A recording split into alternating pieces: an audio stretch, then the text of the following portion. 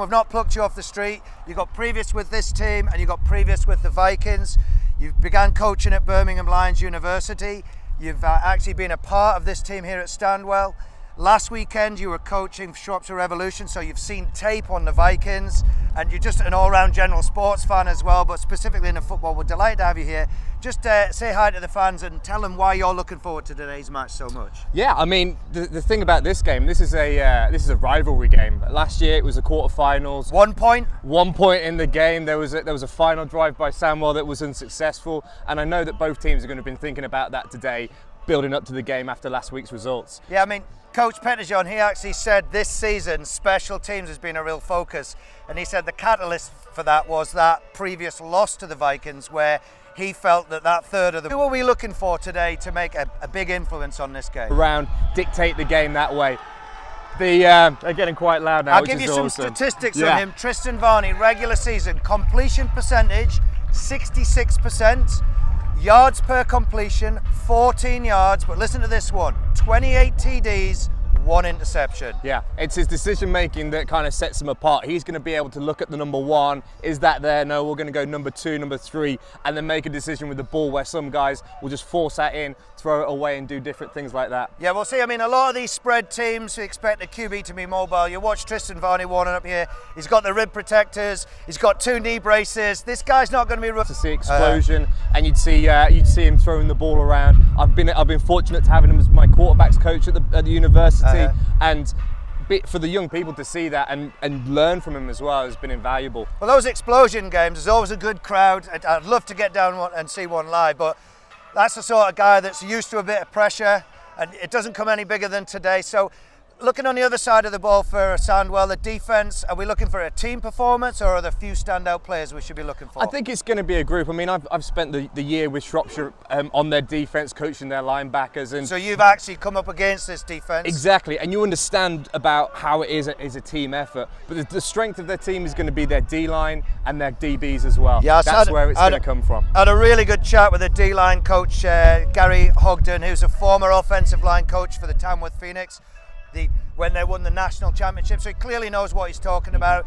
He's nicknamed his group the Bulldogs. He wants them to be aggressive. They're giving them a straightforward scheme where these guys can really tee off and do their job to their maximum. So one thing he did say is this team have not really faced a passing attack the calibre of the Vikings this year, so potentially Achilles heel, although I've been told that the DBs from Sandwell are one of the strong points on the team. I mean, how would your thoughts be on that? Because you ran air raids at Shropshire Revolution, where you attempted to throw the ball. How would you rate this Vikings passing attack compared to what they've had to face so far this season? I think there's 2 things to think about with the Vikings. The first off is that their quarterback is going to take his shots, he's going to take his chances. Maybe not the strongest arm that you'll see, but he's going to throw it up and he's going to see what happens. Well, one thing we both remarked on is there's a really strong wind developing, and as we look on the screen, it's going from right to left. So certainly passing from right to left, there's a bit of a tailwind, you can get some air under the ball. Maybe that lack of a strong arm going into wind might limit the Vikings to either short passing or that inside run game. So how about the offensive line? They've chopped and changed. I mean, when you were scouting them, what notes did you come up with on the offensive line? The thing that we kept, I mean, it wasn't so much the offensive line, it was number 7. It was the running back for Northumberland. If he gets a chance, if he's able to break out to the edge, he's gone. And that's something that we saw in the games against Gateshead, a couple of times against East Kilbride Pirates as well. He's a very good weapon. Johnny Mbida, number 7, a starting running back. He's been part of this inside zone run game for a number of years, started off playing at Sunderland University. He's actually got married this year. Oh, right. He said he had a bit of a lull in mid-season because he was off doing honeymoon, but he's absolutely fully fit now and champing at the bit. Let's talk about those receivers on this Vikings passing attack. They have a real spread of talent.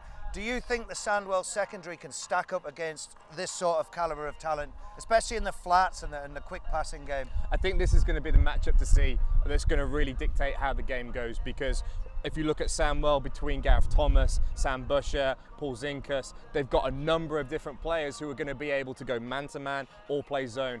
Thing with Northumberland, they've got big receivers, they're tall, they're fast, they can make a lot of good contested catches, so it's going to be really interesting to see as the game kicks off. So you had the unenviable task of scouting the defence for the Vikings for last week, and I've been saying it for a couple of years now. The defensive unit of this Vikings has been a cornerstone of this. So have to do to contain this defense of the Vikings, because they can hurt you in a number of different ways. They've got really good coverage at the back end. Burwell in the middle can go side to side. They get some real good pressure off the edge. What have they got to do to try and get past this Vikings defense? The key to the Vikings defense for me is team speed. They like to play with everything in front of them and then converge and get to the ball quickly. Sandwell need to be able to match that speed and also maybe take advantage of it. Maybe with a bit of misdirection, a few fakes, a little bit of trickery. But the thing that will be interesting to see is what Sandwell will do with their formations. They're going to set up in their formation, they're going to move, they're going to shift and adjust. They've done it a lot over the course of the season, and see how the defense adjusts to it. I mean, that's something we've seen East Kilbride Pirates do earlier on in the season, and the Vikings defense managed to hold against that.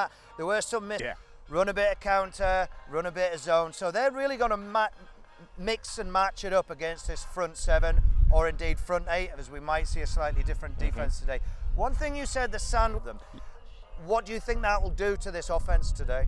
I think it's going to be a loss for sure. I mean, it's the #1 target for Tristan. He's always trying to look for Alex, and especially when Ryan Baker, the OC, is calling plays, he always wants to make sure the ball's in his hand. But the thing that we noticed with Sandwell when we were scouting and trying to prepare, they've got playmakers across the receiver position. Louis Haynes is going to get the ball. Steve Kinnersley, David Ass, the mid-season recruit as well. They're going to put the ball in the hands of a lot of athletes to see what they can do. Yeah, I mean, we've been watching both teams warm up, and one thing we did remark on is the sheer numbers in terms of the squad size for Sandwell. I think I counted 43 or 44 guys kitted, significantly more than a Viking. So perhaps that depth later on in the game, we are in the 12th game of the season now with injuries and things like that.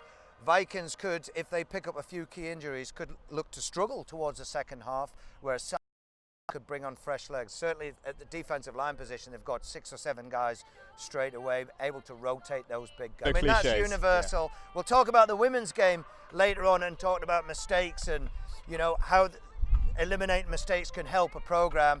So who are you backing for the victory today and why? Well, I've come in as the Midlands expert, I suppose, so I'm going to be backing the Sandwell Steelers. I think they're going to win by 2 scores. I think it's going to be a 2-score game. I think over the course of it, with the way that it goes, yeah, I'm going to go Sandwell by 2. Sandwell by 2 scores. That's fair enough. How about you? I've clearly backed the Vikings, not because I'm being partisan. I just think Sandwell have played very well all year, but have they faced a defence the calibre of this Vikings? Now, they faced a defence last weekend in the Pirates who similar calibre, and in the first half were shut out. Now, clearly they had that amazing come from behind, 20-0 down, trailing in the third, 21-20 win. So they can do it, but they still were shut out for the first half, and East Kilbride managed to score. These teams are very evenly matched, and I think you'd agree with me in saying that I give the edge to the Vikings defence and the edge to the Sandwell's offence. Will it come down to special teams? Last week we saw a touchdown on special teams, and I mean, is there anything we should be looking out for? I mean, you can't miss Northumberland's kicker. I mean, I saw him in pre-game. He's hitting it from 40 to 50 yards with clearance. I mean, with the tailwinds, maybe tack another 5 yards on there. When you stall on a drive, it's really good to have that kicker come on, keep putting three. It just changes the complexion of the game. And just before we wrap up, I mean, that's one of those things. One of these teams going to the Premiership at the end of today. Absolutely. If you're not competent on special teams, you're going to lose a lot of games that you could have potentially won. Yeah. So, I mean, it's going to be a great game of football. We will keep you updated on the games around the country. Send us in your comments, send us in your thoughts, and thank you very much.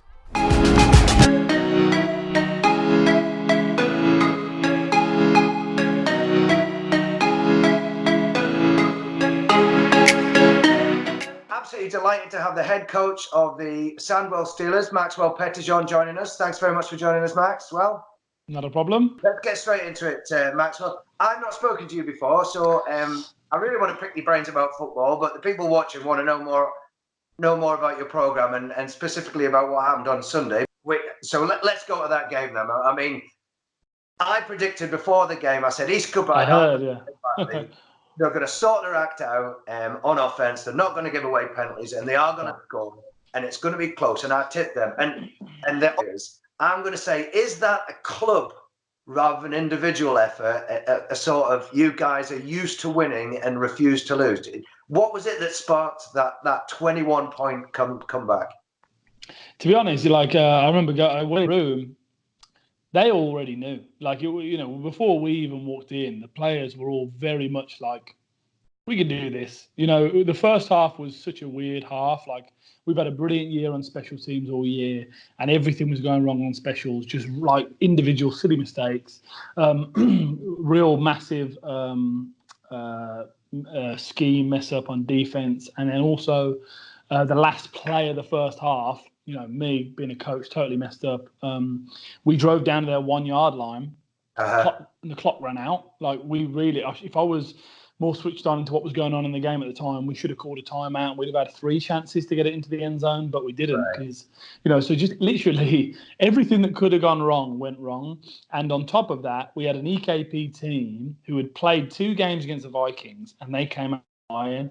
They ran the ball well. The back-to quarterback had loads of confidence in the first half. The scheme's great, so they were getting guys open just schematically. So all those things, it was just like the perfect storm.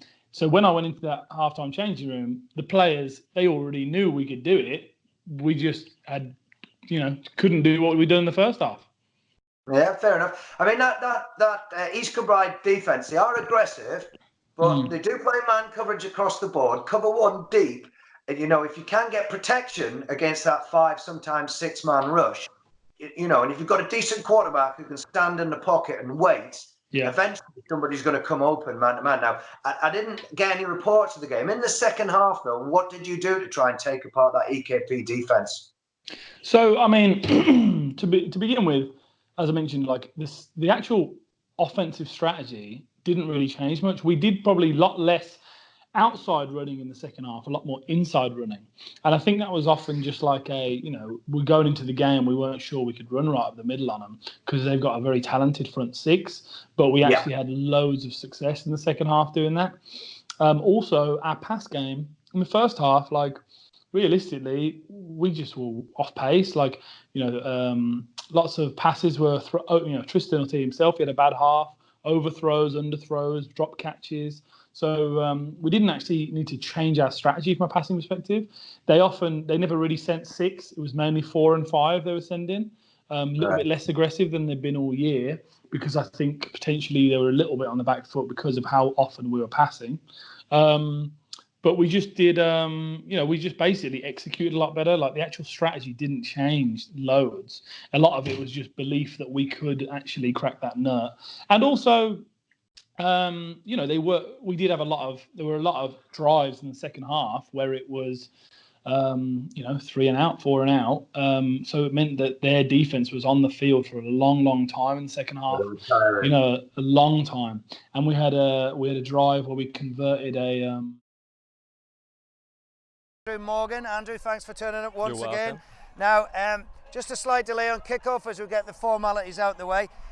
We've already had one report from our first playoff match. Our roving reporter, Ian Ellis, head coach of Sussex Thunder, is down at the Solent Thunder Cambridgeshire Cats game. He says Solent have taken an early lead and managed to convert it 7-0, 2-yard run play, number 23. Keep those coming, Ian, thanks very much. So Solent Thrashers tipped to number 1, they've been number 1 all season. I tipped them to win, a lot of people did, but that's a nice way to start the game. Now, we expect the Cambridgeshire Cats to come back, but can you see that game going any other way than forecast? I mean, what a thing. I mean, you've got Solent as the favourites, momentum straight from the off. That's going to be really interesting to see how they adapt to that and come back. Well, one thing about that Cats team is they've been in and won a lot of close matches. They've had 7 matches decided by really close scores. They've only lost 1 of those. So 6 out of 7. 79, number 72, number 17, number 7, Tristan Varney, and number 21. Pretty hard and compact underneath. The grass is a nice length and it's nice and even with a good camber, but it's the sort of grass that I think even a little bit of rain could make that ball slightly greasy. Yeah, so down here at the TSA, what they do is they kind of like stop the American footballers playing halfway through the season. They reseed it for the football league season. I haven't got as much purchase as you. So already, Andrew, we've got Deferred to the second half. Steelers have won the toss, have deferred. Vikings are going to kick. The opening kickoff of the game. So Steelers electing to take the ball into wind in the first quarter, which obviously gives them the wind at the backs in the fourth. Is that going to come into play later on? Absolutely. It's going to be interesting to see what they're able to do with the wind to start with. Are they still going to be able to run their passing game that they want to? Will they have to scale it back until they turn around? It's going to be interesting to see how that affects their game plan.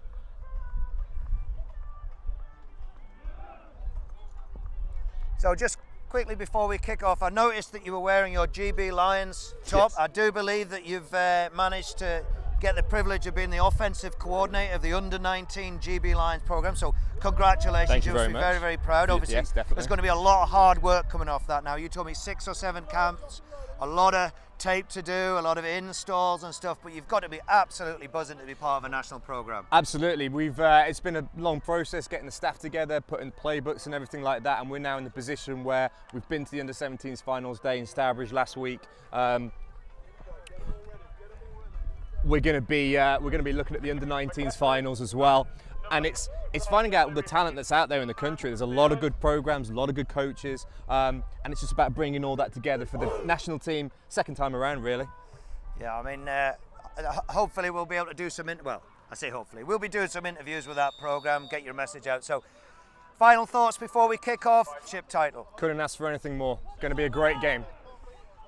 So who have we got back to return? Number 81 is Lewis Haynes, wide receiver.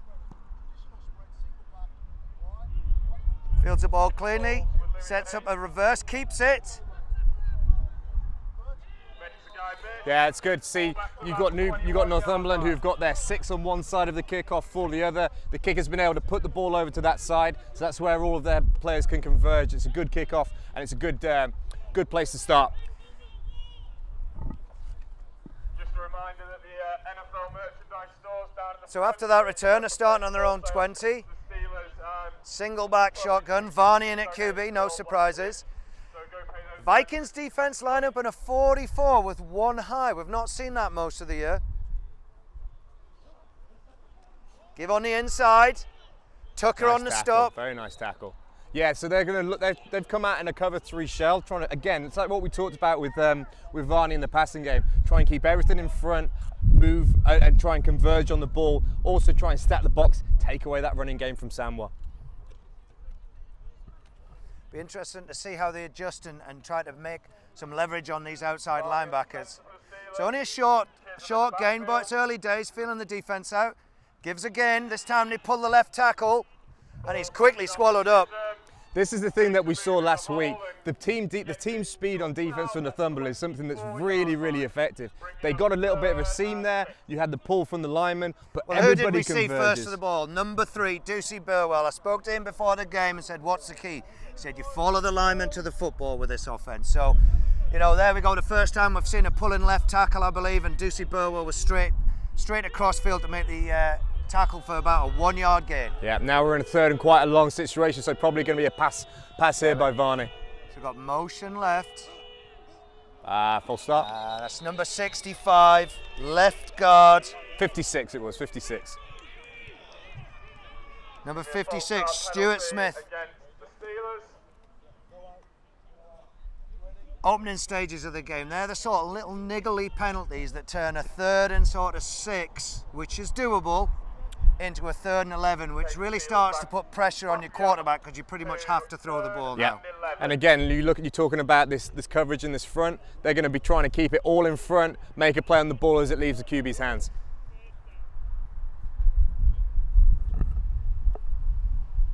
So into wind, Andrew. On number 65, Carol Colby out.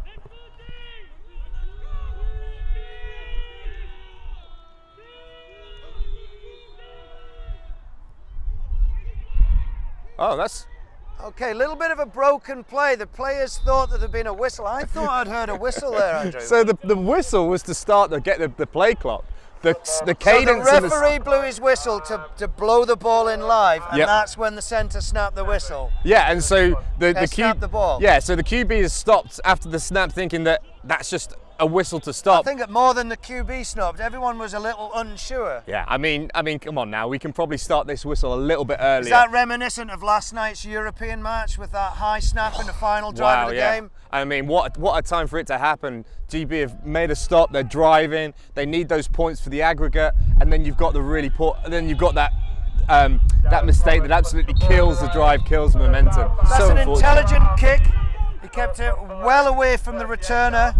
Number 14, Jordan Matthews, gave him absolutely no chance of a go at the end zone. It's not amazing field position, but it does put the Vikings inside their own half on about the 40-yard line. So with the wind behind them, let's see how this Vikings offense come out and try and attack the Steelers defense. And like we said in the pre-game, it's all going to be about that battle in the trenches. How is that Sandwell defensive line, how are those pit bulls going to be able to take it to the Northumberland, their offense? So we'll come out and stack formation to see what happens up high. Looks like we've got a 2v1 on the right. Linebacker show blitz.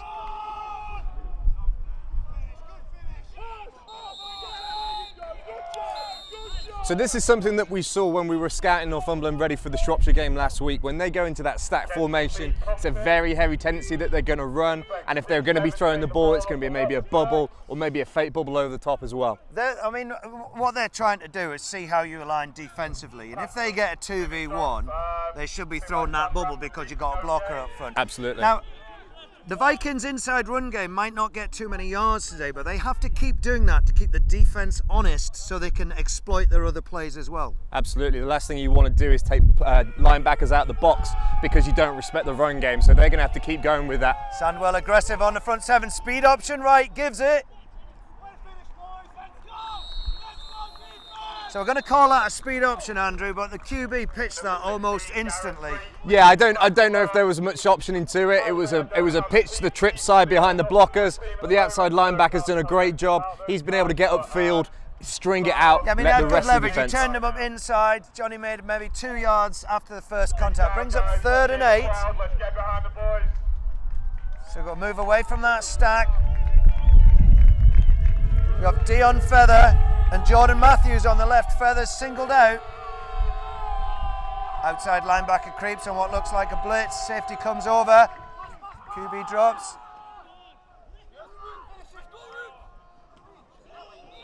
Okay, that was a great decision there by the quarterback. He's rolled out and set. He hasn't seen the read that he wants, so he's just going to turn upfield, try and head for those pylons, and I think he's got the first down. Yeah, I mean, that was great awareness by number 17, Harry Bulmer. He was under pressure and he did roll. Now, regular season, I'd expect him to step out of bounds, not take any risks, but this is playoffs. He got his shoulder down, went for those sticks, and he's done enough for the first. And in big games like this, as a QB, you've got to start putting your body on the line. Absolutely, and it's about good decisions as well. Making those decisions so the offense can keep moving, keep driving. So now inside Steelers territory. Steelers sit back a bit in the second level defenders now. Only showing one coming. Pitch left, there's space. Great block from both receivers. Again, with that little toss to the trip side, they got a lot better seal on the edge on the left side compared to the right when they tried it earlier, and they managed to make a first down on it. Great play. Yeah, the thing that really stole that for the Vikings was that superb perimeter blocking for both of those wide receivers. They both managed to get a real chunk of the DBs and open up space. A guy like Johnny Mbai, if you give him a little bit of space, he can sniff out a cutback, he can break a tackle in the open field, but you need to get decent blocking. So Absolutely. Tripp's right. Lined up that running back to the strong side again, so they might be coming back to that. They might be having a little look.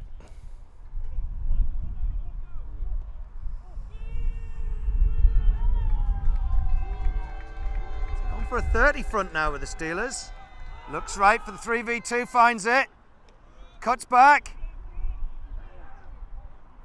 Outside bubble, really nice. They got that. They got the alignment they wanted. They got the ball out to the outside receiver really quick, and he's just going to burrow up and make 7 or 8 yards. Now it's 2nd and 2, 2nd and 3. Great manageable down and distance. Yeah, I mean, what we saw there was the Vikings had trips right. They had a cornerback and the safety of it, but the outside linebacker was well inside the inside slot. He was really a box defender, and that's why the QB pulled it and decided to throw. You've then got a great downfield block by the play side receiver, which picked up that extra 3-4 yards. So 2nd and 4. Now they've brought the tight end into the game, so tendency there might be to run to the tight end, to that right-hand side. Cuts back, and it meets a wall. It's a good push on. Yeah, nothing there in the middle. But now we've got 3rd and short, so it's going to be interesting to see what they come up with. Now, just for the viewers, Andrew, I mean, you called that play perfectly. They put trips right, and they ran it that way. Why can't the defense put numbers on that side, even though they know probably the inside zone's going to go that way? Well, the thing with the trips concept is, if you're going to run a pass off it, the thing that's going to be, you're looking at the downfield vertical game, you're looking at for those slot defenders, so you have to keep people back. You can't just align everybody out there, because then the box becomes a little weaker, and then you're giving something away at the same time. So 3rd and short. Now we are in field goal distance here. Steelers show pressure, send 5. Again with the short bubble. And he's done enough. Yeah, and this plays into the strengths of the quarterback. His arm is probably not got the longest, most powerful arm, but if he gets an offense where he can throw the bubble, pitch out to the running back, do all these things and roll and run, it's going to be really effective for him. I mean, on this drive so far, Andrew, we've seen mistake-free football from this Vikings offense. They've not done anything spectacular, but what they're doing is they're making the easy throws and catches, they're sustaining those blocks, and this is what it takes to beat a team like Steelers. You have to execute perfectly for 8 or 9 plays down the stretch. Yes, absolutely. They're just taking what the defense gives them and doing it well. So it gives it, he's tripped up for no gain. And you can see how the defense is changing now. They played that soft zone to start with. Now they're coming up into the faces of the defender, of the receivers. They're starting to play man. They're trying to take away that outside bubble now. They've hit it twice, so if they play more man than zone, then it's going to be harder to hit that play. Yeah, especially now they're running out of real estate that they have to defend. They don't have to drop back quite as far. Yeah. Be interesting to see what they do with these safeties, whether they widen them or bring them down into the box. 2nd and 11, you'd expect them to be more coverage, guys. Absolutely. When we were playing them, when we got to this down and distance, especially in the field, we were thinking corners, we were thinking smash concepts. So let's see if they call that here as well.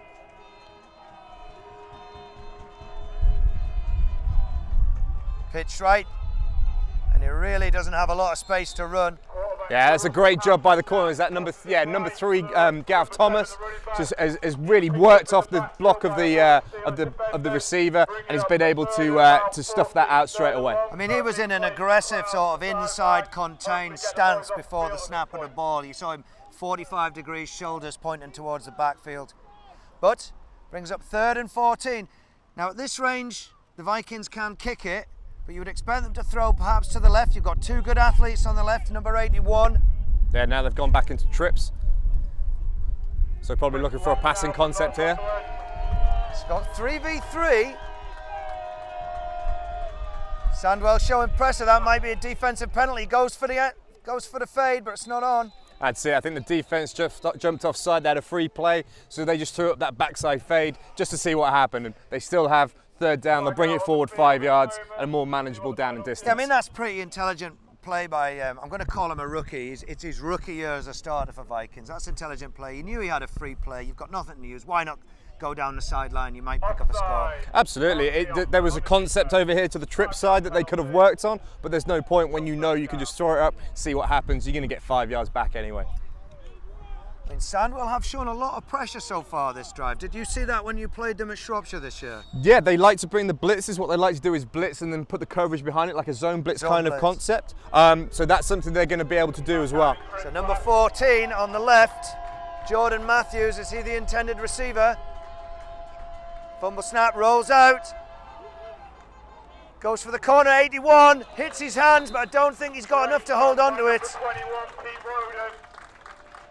I say, I mean, number 21, Pete Roden, probably one of their most athletic DBs at Sandwell, has been able to break that up. I mean, the QB made an intelligent throw. He put it right towards the sideline, away from danger from the DB, which meant that the receiver had a real job to get there. I mean, he was very close, but I don't mind a ball like that, because if he drops it, it's going to fall out of bounds or bounce on the floor, you know. Yeah. And the So thing here we go, number 23 lines up for his first attempt at goal, Jacob Shotton. Does have a tailwind blowing slightly from right to his left. It's on the right hash, so the wind's actually perfect direction. Good snap. Oh, he gets it. And that is first blood, 3-0 to the Northumberland Vikings. And this is what we talked about in the pre-game. If drives stall, it's imperative that you've got that kicking game, because now they're up, now they're putting points on the board, now and they're they in can the come lead. back to it. So yes, Sandwell get the ball back, but they're now losing the football. And as we stand, the Vikings dip their first toe in the pool of Premiership play. Do you like that? A bit of alliteration there, Andrew. That is a hell of a line. I'm not sure if I'll be using that, but you can keep that one. I challenge you to do better. You can keep that one, I think. You can keep that one. We need to keep results from these other games coming in as well, so we can keep you updated. Just looking up at one of our many cameramen, Guy Kersey. Left in the first quarter, or gone?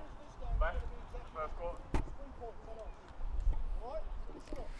So Andrew, we have an update from the Cats Thrashers game. The last we saw it was 7-0, but since then it's gone 7-7. Solent have replied, and then the Cats have taken a lead 13-7. What are your thoughts on that? Wow, Andrew? I mean that's a great way to respond there from that early score by Solent. That's going to be a game to really keep an eye on down there. Is this the first time the Thrashers have been behind all season? It Probably. Potentially could be, yeah, absolutely. And that's something they might not be used to, that complacency of being ahead, of having a better team. So this time we reverse on the kickoff. Looks to be well covered. Oh, finds a seam. Great run there by Davidas, great run. So they run, so there's always going to be the blocking set for the kick return. There's always a little bit of razzle-dazzle with the reverse, but he's always going to go to the blocking, found a seam, and he's able to give the offense great field position. So number 25 makes the tackle, bringing down the Steelers. They're nearly at halfway. Great field possession. That's the second time we've seen them kick return. The second time they've run that same concept. This time they gave it on the reverse. And let's see how Sandwell do. They were a little bit jittery the first time around. It was a false start. Yeah. They couldn't get it going. Now they got great field position. Let's see if it's a little bit different this So time. Varney steps back. He surveys the defense. He's got one high now. You wonder what adjustments they've made already. Play action, throws it on the quick out to 89. Good grab, and he's out of bounds. Yep. Great grab there by Joe Guntrip, Birmingham Lions player. He's come across to Sandwell this year, worked his way up to be a starter. And with 86, Alex Salter not playing, he's taken over as that starting Z receiver. Now the cornerback on this side, either it's a cover 1 or cover 3, he's got a lot of space behind him to defend. He's going to give up underneath. I'm going to say you have to complete. That time they did, it's good for 6 yards. And it's just a quick little speed out from the outside. Varney's got the arm for it. Okay, reverses. We've got a stretch left. We've found space. He's dragged down by a bunch, but not before he's gone well past the sticks for a first down and into Vikings territory. That's a really nice run there by Rav Chisholm. He's their starting running back. He does a great job getting outside and really hitting the edge. He's got a great speed and physicality, and it helps him to get the first down there. So already we've seen the Steelers maybe a little bit perplexed. A single high look. They've come out on their second drive and they look a completely different unit so far. Gives it again. That's it, because we talked in the pre-game that Northumberland have played a too high look a lot of the season. That's what the tape's going to be. Yeah. And when you come out and show some things to start with, they're going to have to get together, they're going to have to check the notes, check the plays that they're running, because it's going to be completely different. Now they seem a little bit more settled going into their second drive. Now the Vikings need to stop this sort of easy 4 or 5 on a zone play if they're going to be successful. You cannot afford to give 4 or 5 yards away on a first down run play. Drops back, looks right again, same target, 89. He's tackled by 32. And this is it. That's Michael Raven. Northumberland are playing a cover 3, so everything underneath is going to be available. The hitches, the quick outs, all of that stuff is going to be there for them, and that's just moved the chains. They've got another first down. I mean, that comes down to the quality of your quarterback. Can he make the easy throws consistently? Now, we've talked about this Varney passing attack with 66% accuracy. That in the British game is superb.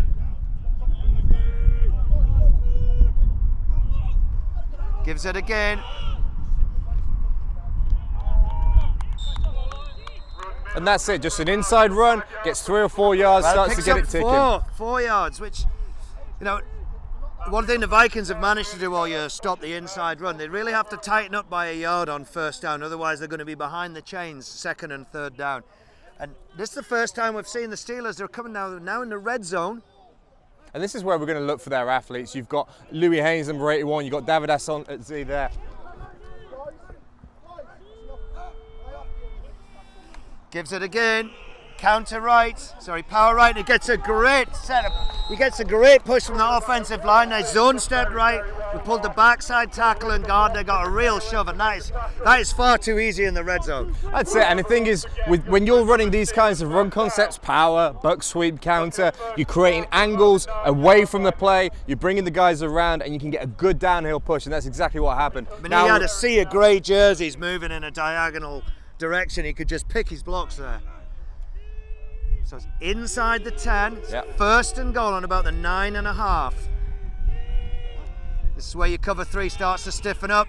Oh, unlucky there. Just slipped as he came out of his cut. Again, trying to hit that quick hitch underneath the cover 3 was unlucky there because that should have been a completion. I mean, the out the corner now in this cover 3 should be playing a lot closer because he's got virtually nothing to defend behind him. There's no fade, there's no corner, etc. So you'd expect them to stiffen up now. This cover 3 is known for its bend, don't break philosophy. Absolutely. Maybe even come into a man kind of situation now instead of being able to give up the underneath, because a little move, then you're going to be passing for a touchdown. Motion. Gives it to the motion. Only beats one tackle, but great pursuit. Number 25. So that's 2 good tackles we've seen from number 25. He stopped the kick return. There was great chase afterwards. It's interesting, we talked about that bend, don't break. When you run a jet sweep, it allows the defense to penetrate. First guy didn't necessarily make it, but it allowed all of his defenders to come up to the ball. You say to your defensive guys, it's as much about running as it is technique. Just keep chasing that ball and good things will happen. It brings up 3rd and goal, but this time from a more difficult 17.5-yard line. Yeah, and they're in to win. But then again, it leaves a lot more space for the passing playbook to be used as opposed to being down at the goal line. So drops back, looks left, throws underneath, beats the tackle, doesn't beat the second one. Burwell pushes him out of bounds. Be interested to see what they do here now. They're going to go for it on 4th, or they're going to kick the field goal. Varney stays on the pitch. Yeah, I think they're going to go for it. They're going to have a go. Well, it would be a kick into end. I believe it's a full 10-yard end zone. So by the time they spot it, it would probably be about a 28-yard kick. And the thing here is you have an attempt at the end zone, but also if you're unsuccessful, they're now starting on their 10-yard line, so it changes the field position around for the so both blitz teams. From Vikings. Did he hold on to it? That's a great catch. Beautiful catch. What a throw by Tristan Varney. What do we say about Varney's composure? He took a lick. He got punched in the face and still stood strong. Delivered that ball. It was a bit behind it. It was a great grab from the receiver. He had to readjust to the ball. That's the thing. He's put it in a great place for the receiver to catch the ball. He knew he was going to get hit on that backside pressure. Stood in, got through his throwing motion. It was a great throw and catch, and it's a touchdown. Now Sandwell are up on the board. So it's 6-3. They're gone for the extra point. It's into wind, and the wind is blowing from their left to right, and it's picked up a little in the last few minutes. Low snap, and it's blocked. It's still live. It's still live. Oh, if 62 had realised the ball was by his feet, he might have been able to return that. Yeah, it's Paul Richardson. I think he thought it was blown dead, but there was no whistle. No, there could have been a potential there to return it himself, but would that be worth a 6-3, single point? that would be worth 2 points. 2 points. 2 points, that could have been 6-5. That would be in a reversible. As it is, it's 6-3, still in the first. What we both know from last week's game, Northumberland they've always had a bit of luck when it comes to special teams plays. That was just another example there. So we have some more updates. Let's go to the Premiership. London Warriors versus Manchester Titans in the first quarter. Warriors 28, Titans 0. I mean, that's a predictable scoreline with how strong London have been this year. Nothing from the Tamworth London Blitz game yet, though. And as we look across the the NFC 2 and the SFC 2 games are all currently in the first quarter 0-0. That's the thing, it's going to be really interesting in that Tamworth and London Blitz game to see the difference between the North and the South. Yeah. Obviously, we know that the London Warriors are probably the form team in the Premiership, but the difference between the Blitz and the Warriors will be interesting to see how that game turns out. Still live.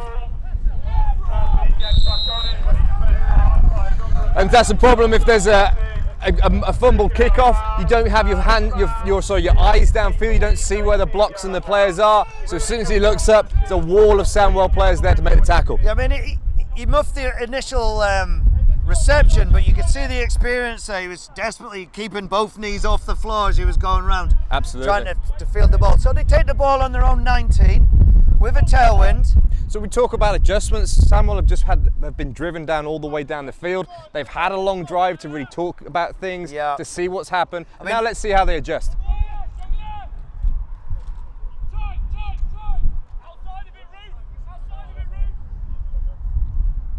Three down linemen.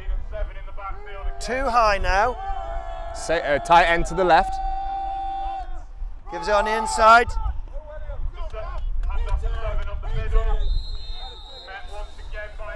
I think there's going to be a fight continuing the whole game between those two lines. Up the middle against Sandwell, it's going to be incredibly hard to run against Sam Rafferty, against Adam Bates. Those two defensive linemen are going to be really strong for the ball game. This is a difficult team to inside run against, but Vikings will still go to that inside game to see what the rest of the defense is doing. But brings up 2nd and long.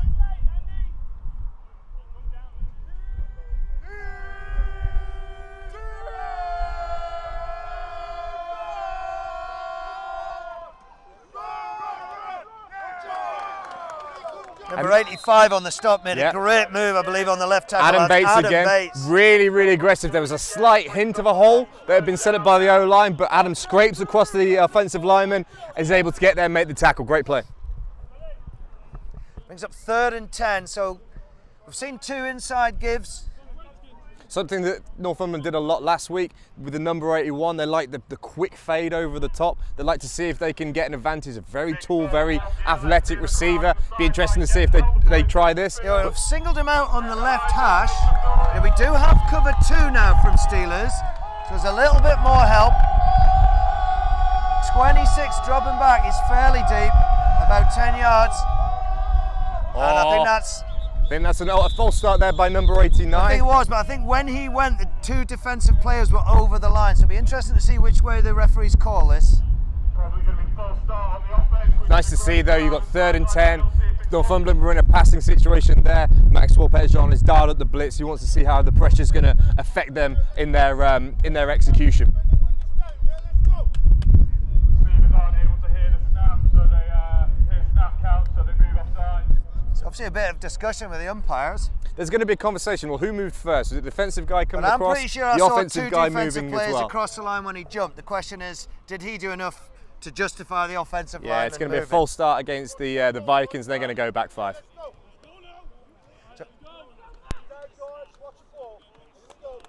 Yeah, there we go. False start on the offense. 5-yard penalty. So it's a false start, brings up 3rd and 15. And now they're inside their 20. Are they going to try and make that first down yardage, or are they just going to try and get out of this set of downs, kick the ball away, and play the field position game? Be interesting to see what they do now. At this time of the game, it's field position is everything. You know, we're still early doors. You've got to make sure you don't beat yourself with mistakes before you try and win the football match. Absolutely, a lot more football to be played today.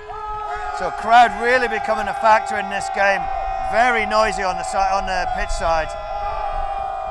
Here comes that blitz again. Flushed right. He's looking downfield. His intended target was number 23, Jacob Shotton, but he didn't have quite enough zip on the ball to reach him. That looks like a matchup to come back to. You've got 23 Jacob, a very talented receiver, against number 3 Gav Thomas, one of their top corners as well. He's able to make a break on the ball there. Really good work by the offensive line. You had a blitzing linebacker and he was cut, so he wasn't able to get through. It meant that the QB could roll out and make his pass. So it brings up the punt team of the Vikings. The first time I've seen this unit. They will be kicking with a tailwind, blowing from their right to left. Single returner back for Sandwell, number 81, that's Lewis Haynes. Another Single Birmingham up Lions back, is that alum. number 44, Sam Busher. Yep, so he's going to be looking to take the first guy who comes through. That is a booming kick.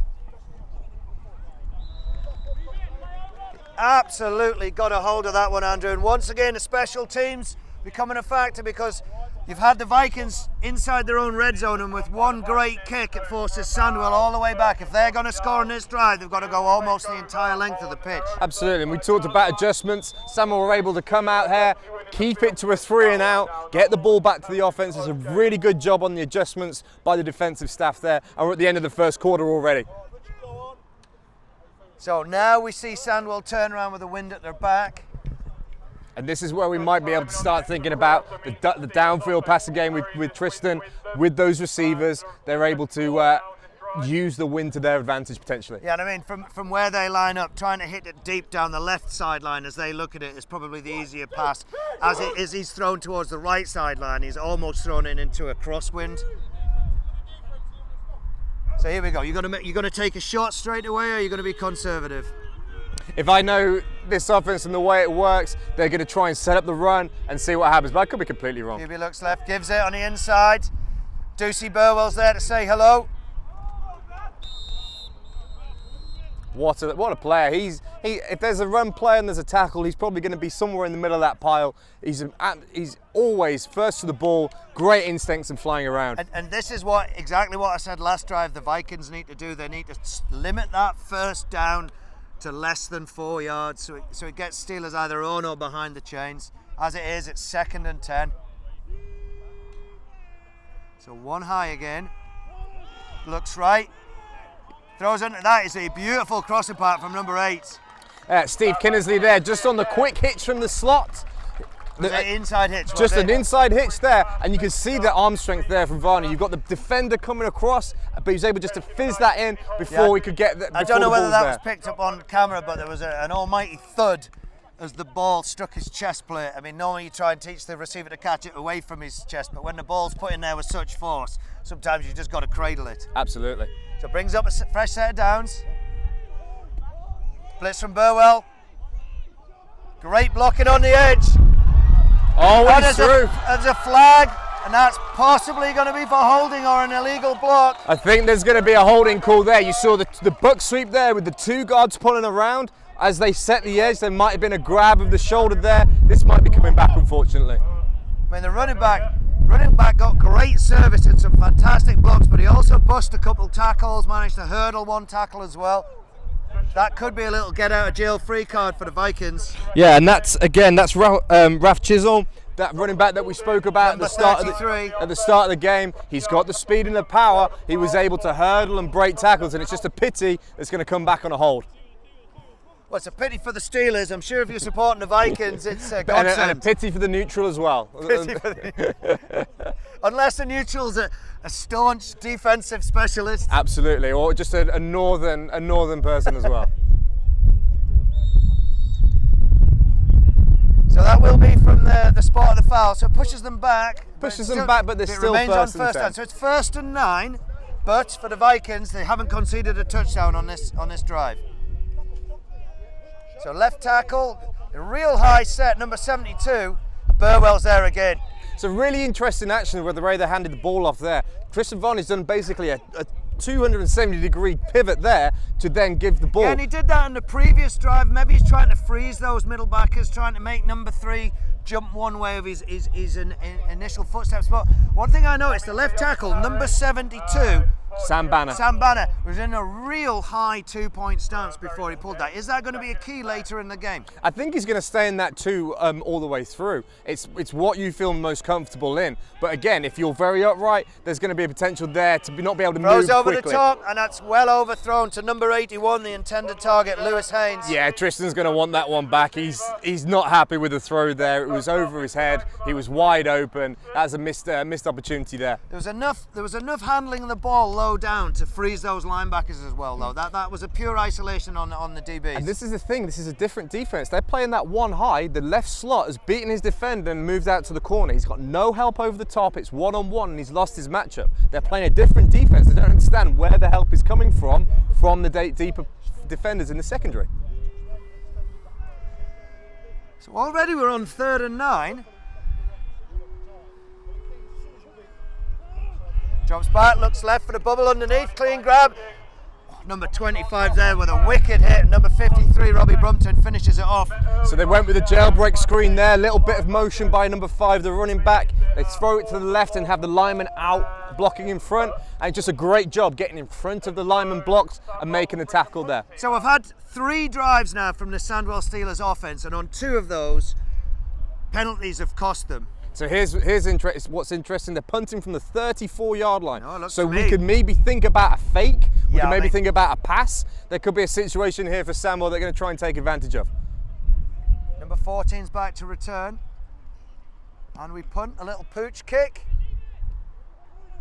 Trying to down it. Just That's a great job there. They've been yeah, we able can to see down by it. number 14 with the way his head rolled, Jordan Matthews, that the Steelers must have managed to pin them right back. Yeah, and that's the thing. You never quite know when you're punting from that kind of position. They're going to try and pooch it. Are they going to try and take advantage and maybe make a run or make a pass? Really good work there, putting Northumberland in a real tight spot. From this angle, it looks about the 3-yard line they're starting out in.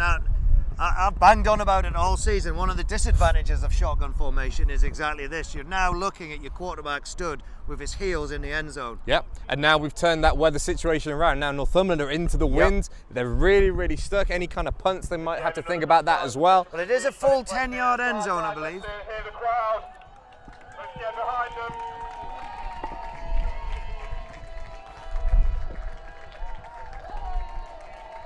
So Sandwell sitting too high.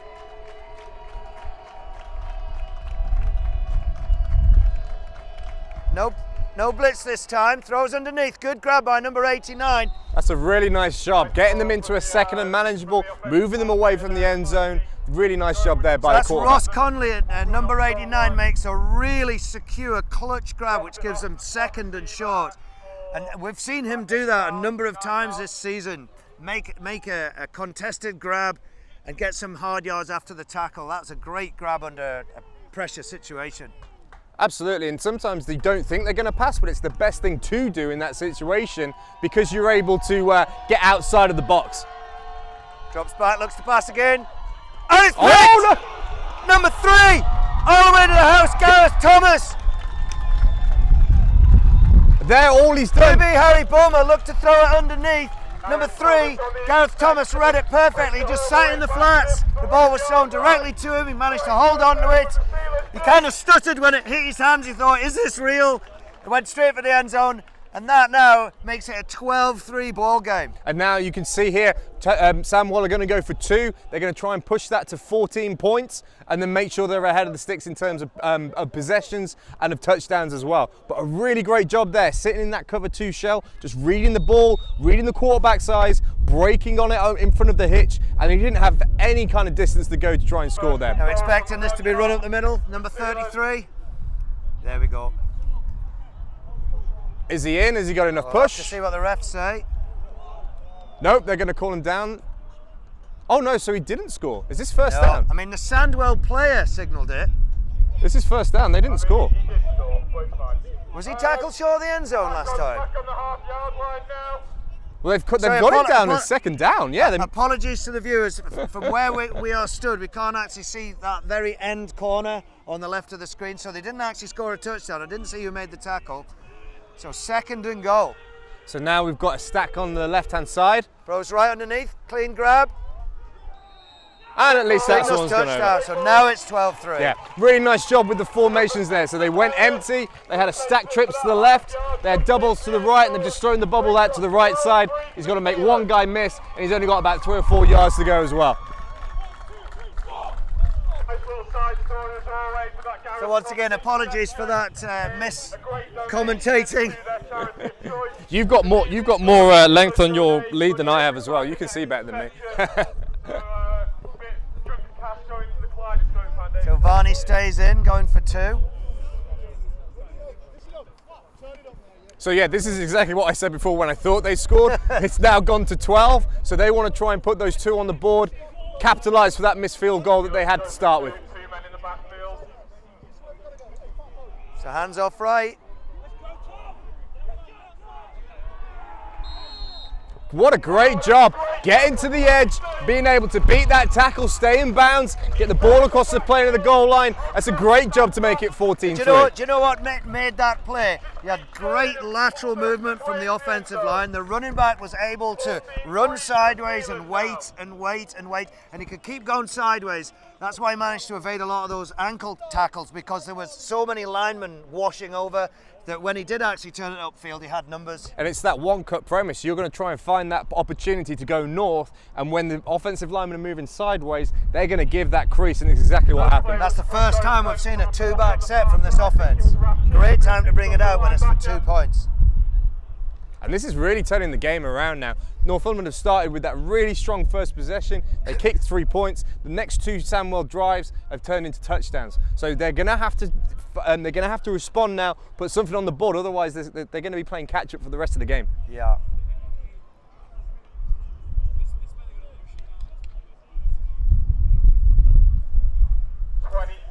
So the Vikings looking a little deflated. I mean, they're trailing 14-3, but we're still only in the second quarter. There is time. And what a difference between Sandwell's game last week. They went down 20 points in the first half.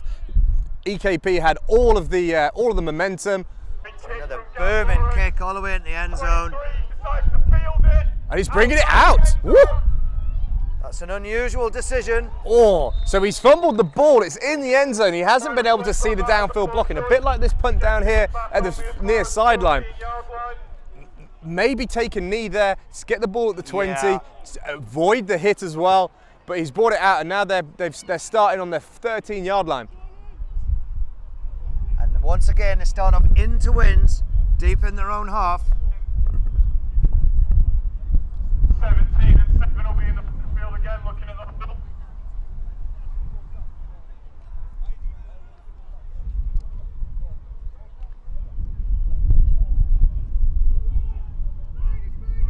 Formation 23.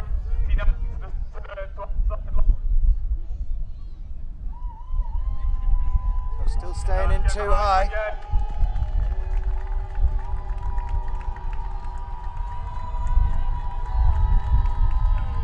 Pitch left.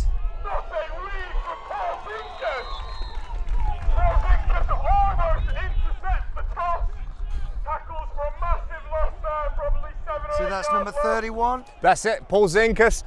Great play there, being able to anticipate the play. They've seen that toss twice now. So as soon as they see the quarterback turning sideways, going for the ball, that means all the defenders can just go straight downhill, beat the blocks, make the tackle. Which we contrast with the footwork of Varney on that last drive, where he actually reversed totally to try and freeze that flow from the second level Absolutely. defenders.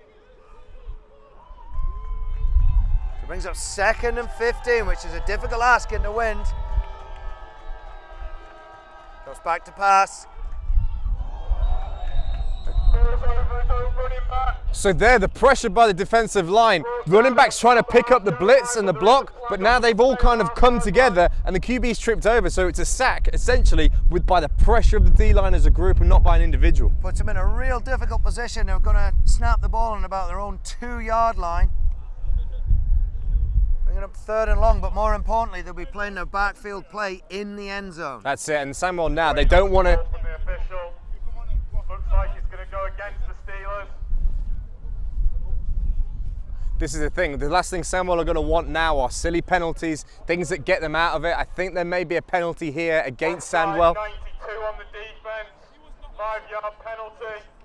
So importantly, that takes the Vikings backfield out of the end zone, so that reduces the pressure. yeah, so now they're on the 10-yard line instead of being on the 5 or maybe even the 2 or the 3. So Sandwell showing man coverage on the near side. QB Harry Boehmer's favoured his right-hand side in the passing game so far. Drops back, looks to his right again, throws underneath. We've got offside on 92. So again, what did I just say? They don't want to give him easy yards. There was a flag there for offside. I think it's number 92 again. So they're now going to get into a 2nd and 6 when they were playing like maybe 2nd and 17 from inside their own 5-yard line. Yeah. Going to be very frustrating there for Sandwell to have let Northumberland off the hook. And even if they do punt, they've given them 10 easy yards. It's going to be able to change the field position game potentially. That's one of the worst things you can see as a coach. You actually get a lead in a game and costly mistakes just fritter that lead away. And you're going to have to earn a victory again where you've managed to do the hard work and put yourself in front. This is the thing, Sandwell, by their own admission, haven't played a lot of close games this year. They would be able to get away with those mistakes against lesser opposition. Now you're playing for the spot in the Premiership. Yeah. This is a team that's going to be able to take advantage of it, and they've got the players to hit back.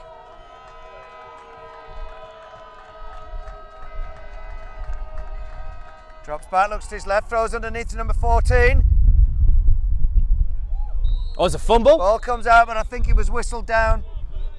Now he makes the catch and grab, but what we saw from that Steelers secondary that instantly made the grab, there was 3 grey jerseys in the area. And there's something going on. There are 2 flags on the field. Number 85, Adam Bates, is walking away. There seems to be something going on now. Be interested to see what the call on the field is here. Attention in the backfield. Wait on the referee's calls there on the flags.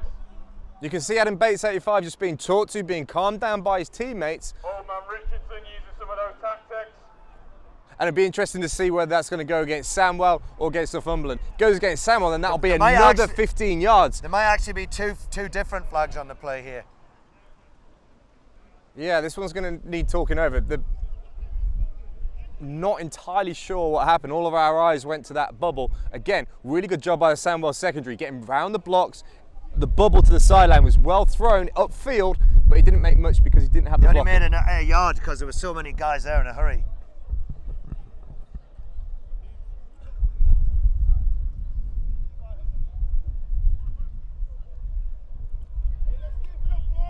Let's see what the umpire says.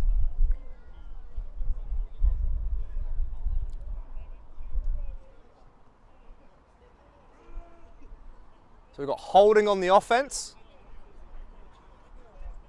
and unsportsmanlike conduct on the defense.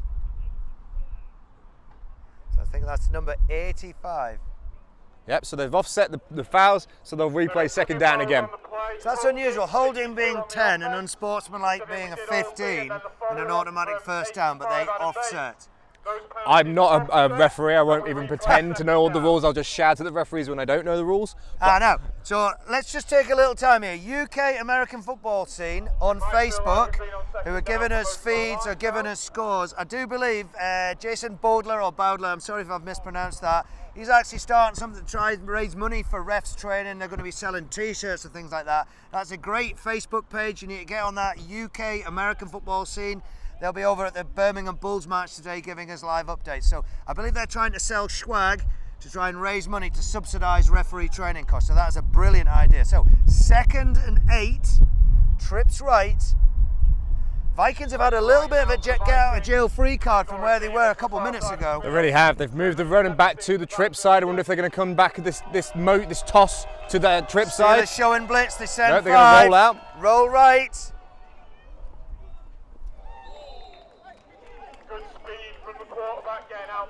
Now that was a flood concept where we had 3 receivers. You're supposed to have 1 low, 1 medium and 1 high.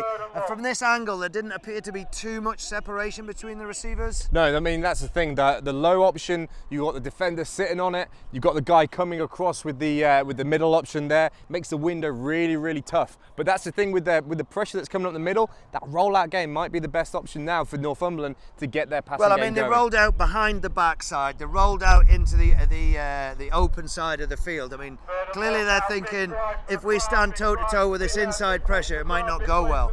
No, absolutely not. It brings not. up 3rd and long, into wind. Sandwell emptying the box, showing man coverage and cover 2 deep. He goes up top, it's underthrown. That's another interception there by Gareth Thomas. Interception of the day. What did we say at the start of the game? We said that number 17, the QB, not the biggest arm, he's going to throw it up. That hung up in the wind's in the face. Gareth was able to just turn his body, get his body in front of the receiver, box him out essentially, almost like a basketball move, make the interception, turn the ball over in great field position. I mean, I believe the intended target was open. He'd managed to get an inside release and he was downfield of him. He just didn't quite have the arm strength to deliver the ball. He was throwing into wind and on the roll though. This is a huge momentum shift, especially if Sandwell can do something again here, put points on the board, it could change the complexity. The Vikings defence need a stop here or they could be going into half-time in a very bad position. Gives it up the middle to number 5. Picks up a handy few yards up the middle. Thomas Sherpaninitz. Easy for you to say there. That was actually not a bad go. We had to learn that one in the pre-game.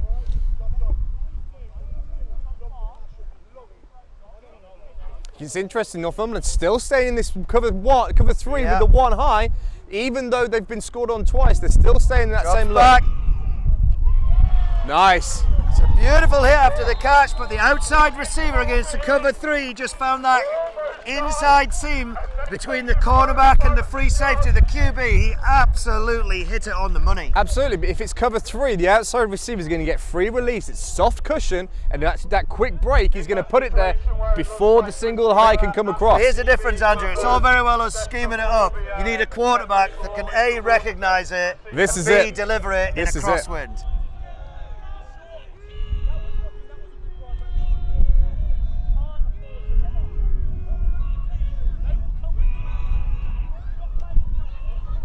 Cuts back, breaks another tackle. You can see how they're trying to work this outside run game now. Again, pulling the guards out, trying to get them into space, get outside the box, and then create the angle and the leverage on the blocking. Really nice work in the run game. Yeah, but that was a good, I'd call that a weaving run, and then he changed his angle continuously. He didn't stop his feet.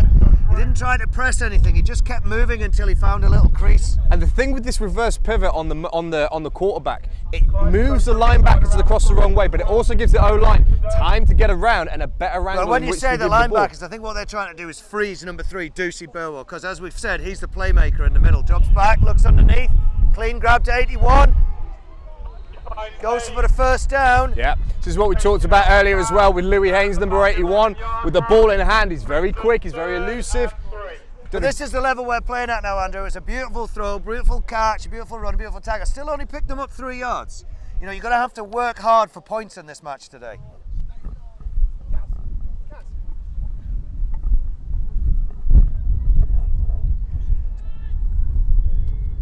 So we're inside field goal range, but I've got a feeling they would go for it on 4th down. Looks right. Throws underneath on the check down. Makes number 12 miss. And who's in there to finish it off? Burwell.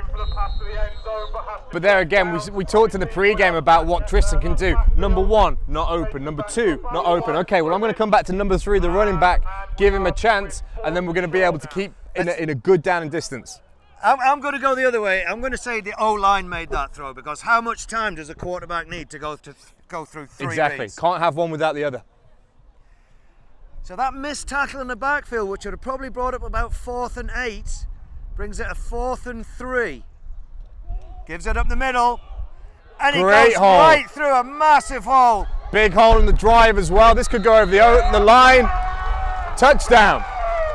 I mean, he got contact outside the end zone, but because he had such low body position, he kept those pistons going. He managed to drive all the way through in the end zone, and the Vikings defense looks a bit dejected. You talked about how important the O-line was there. He gets contacted at maybe the 1 or the 2 yard line, and then it's the movement of the O-line pushing him over. That's what got the touchdown there.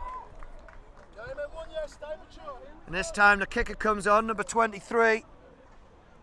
Gavin Lawrence. That's it. No need to go for 2 now that they've got that 2-point conversion before. This can now make it 21-3.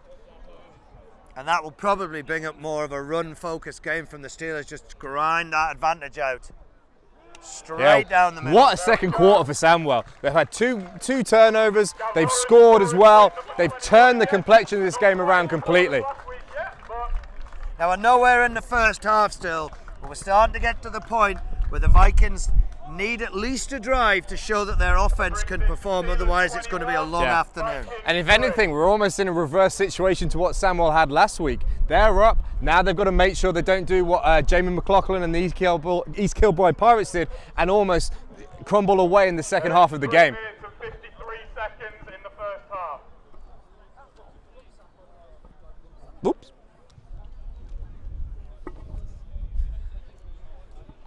So just go to some updates, Andrew. If you cast a weather eye over these, let's go to NFC 2, Birmingham Bulls 6. Get ready for it, Inverclyde Goliaths 8. What a trip for Inverclyde as well, all the way down to Birmingham.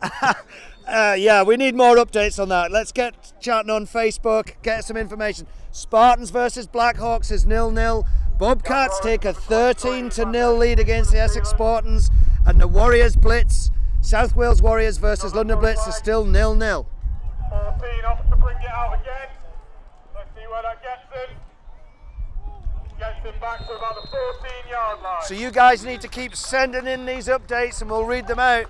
But Andrew, Number 1 seed, undefeated, Birmingham Bulls 6, Inverclyde Goliaths 8. This is the thing about playoff football. We've just been told Halton have scored. Was that converted? Halton's now winning 7-0, but Inverclyde Goliaths 8-6. This is the thing about playoff football and why it's so special in this country. Because people are playing divisional games in their own regions, you don't know about how competitive teams are outside of their areas, whether it's the north and the south. And we mentioned it earlier, this Phoenix London Blitz game is for me, it's a real comparison of the two premierships. You know, we know the London Warriors are a long way of everybody else, but how about the rest of those teams in that division and that conference? Yeah, and you look at the Prem North, any one of those teams, we looked at the last game of the last week of the season, 3 teams could have won the Premiership, 3 teams could have been relegated out of the Premiership. That's a really close conference. And sometimes being in a dogfight, it just makes you that little bit more physical. So And the thing is, here's up with those updates. Keep those comments coming in. You think about Inverclyde, they've had a long journey down there. We've heard everything about the Bulls. They would have thought, all right, well, nobody's given us any chance. They've had that back against the wall mentality. Have the Bulls taken it too lightly? You never know. Expected to waltz into Division 1 football? So we've got a re-kick here by Sandwell, a penalty against them. So they're now kicking from the 25. Kicking with a tailwind. Number 14 fills it cleanly.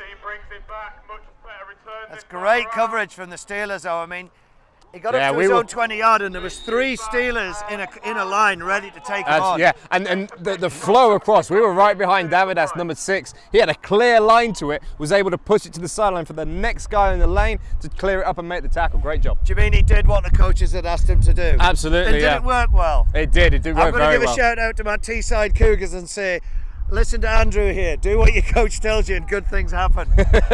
I don't know how much that's going to come back and bite me. I don't know what I've been brought into here. Okay, we're going to probably have... So now big drive, big possession for Northumberland. They need to do something now. Yeah, they need to get at least a drive and give that Vikings defence a little bit of breathing space, a little bit of time to get around that whiteboard, as you can see on the other side of the pitch. I mean, will we see them go back out to a cover 2? I know they've been hurting for secondary players today. Yeah, we saw the drops back. Nice little concept. Yeah, nice little in-breaking route in front of the slot defensive back who's able to catch it, turn upfield. But I don't know if you saw what the quarterback did there. He tried to look the safety off to the right and then come back underneath, because he has favoured his right-hand side. He got the ball, he looked right in what I think was just an attempted look-off, and then hit 81 underneath. He's a big target, and he got 7 yards, but he was tackled well. Yeah, going back to that point about the DBs, we saw in the pre-game maybe 2 or 3 of them warming up. Maybe that's why they've had to favour this. Cover 1 look. Yeah, but at the minute it's getting picked apart every time.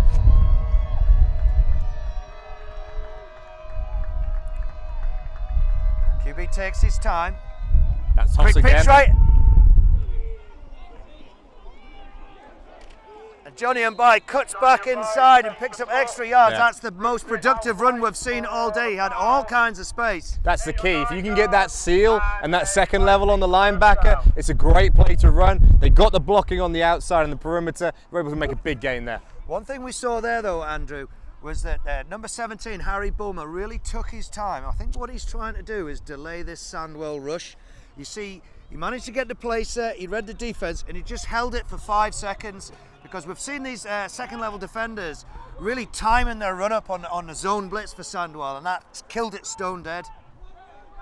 But now they've got the bit of momentum. They've had a little bit of success. It's now first down. They're at the halfway.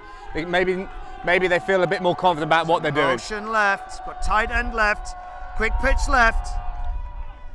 So another outside run, but this time it doesn't quite get enough. Another tendency they like this motion. They like to turn that motion man into a lead blocker to seal the edge and then run the toss in the outside zone. Really well scattered, really well picked up there by Sandwell. Well, one thing they're trying to do there, Andrew, is if they motion and you don't adjust, then you've got numbers. You're clearly playing a zone coverage. I mean, that's the concept. If you do adjust, the next play, guess what? We run motion, you adjust away from it. You leave somebody on the back end, and we try and exploit that later on down the game. Well, that's the thing. There's things that can be done. We noticed they haven't used that stack formation since the start of the game. If they're going to use that motion again, are they going to put in that next play, the next level to it? There's a lot of different things that they might be able to do. So Ross Conley, 89, is split out to the right.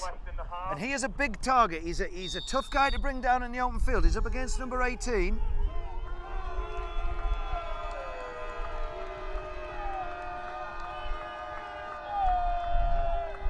Steelers send 4. Throws underneath.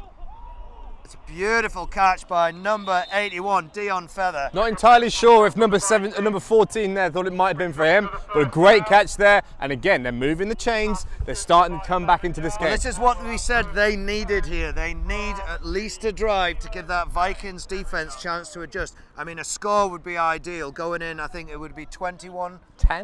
Yeah, 9 or 10, depending on the if they converted it. Yeah, I mean, 21-10 has a different sound to it than 21-3 at the half. Absolutely. It's just 2 scores instead of it being 3 and a bit more of an uphill climb. So motion right this time, orbital motion. Quick pitch to him. And I'm going to give that play to number 18 on the Steelers defense. That's Andy Wilson, who was singled up against number 89, Ross Conley, managed to beat his block beautifully and did enough to turn him inside. And otherwise, there was a lot of space. Small margins in the playoffs. We saw the toss work earlier with the blocking. Here, we lost the blocking with the number 89 on the slot, and then that turned into a small gain instead of a big gain, which it could have been. Yeah, I mean, we had nearly 20 yards on that last outside run to the right. So timeout now here by the Vikings. They're on the sideline. They obviously sense the urgency. Try to get a quick time check. Yeah.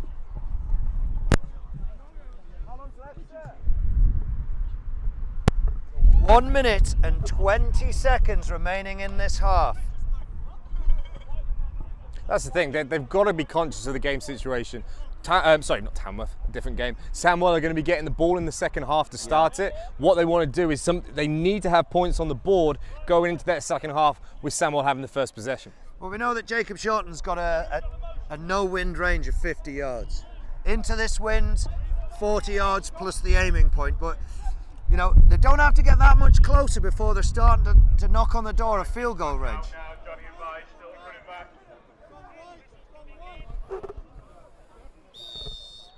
Ball's whistled in. You have tight end left. Sandwell go one high now. Trying to take away that short pass, perhaps. Pitch left. And there was just too many numbers. We could see the Steelers went to one high and he put an extra guy in that box. I mean, we talk about tendencies. I don't know if you heard Coach Petterjohn there. You've got tight end left, doubles right. He's already calling the potential for the 14 to come across the formation. If that happens, it's probably going to be the outside zone. What's happening at the moment is Northumberland are getting a little bit too predictable in their calls and their looks. And it's when you watch the tape, when you look at the tendencies and the percentages, that's where it becomes a little bit more predictable. So they're going to have to change this up in the second half.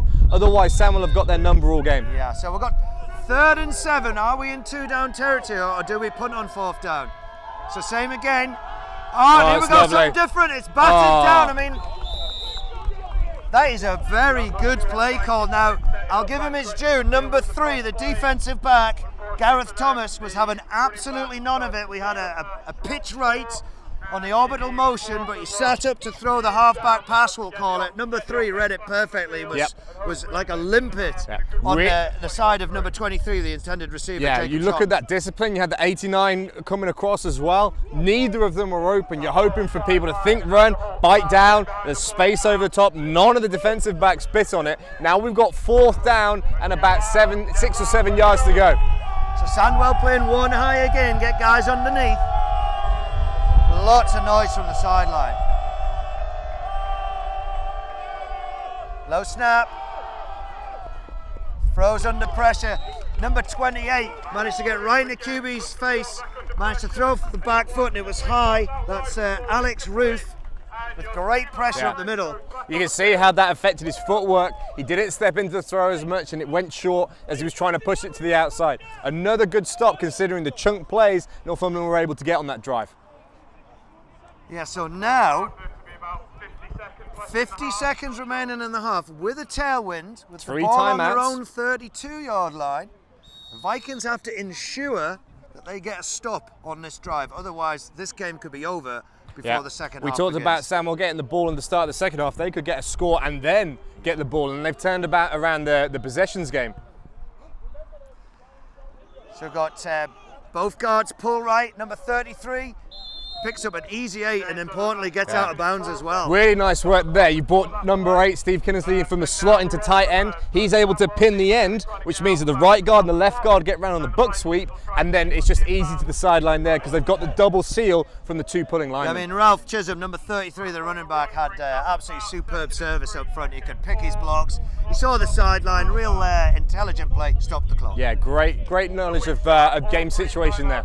So we're on the right hash, the wind blowing from right to left. We've got singled on the left, number 88. Wing, tight end in the wing on the right-hand side as well. Yeah, Barney's going to go downtown. It's going to go on 88. Oh, unlucky there, Austin. Austin Evans there looking for that slant. Really nice little concept. You bring the guy in the orbit motion, people jump down, then you've got the quick slant there. It was really nice, just unable to come away with the ball. So what we see now is Vikings having to dig into that depth chart. Number 81, Dion Feather, now playing at cornerback.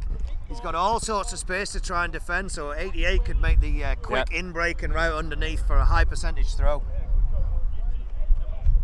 We know Varney's got the arm strength to get it to go long. Outside zone here by Sandwell. Just gets stood up, and I think he's going to be short of the marker. He was there on the stop, though. I mean, when you need it, Burwell was there and did just enough to stop him. I think what a key member of their defense he is. Anytime there's a run play, he's going to be there and he's going to be thinking about. He's going to be the one making the tackle. So brings up 4th and short. And the offense is staying on the field here, so it's really interesting to see what they're going to do. Are they going to try and? Are they just going to try and bait them offside, okay, and then take maybe a 5-yard delay of game, or are they going to run a play, try and keep the momentum going?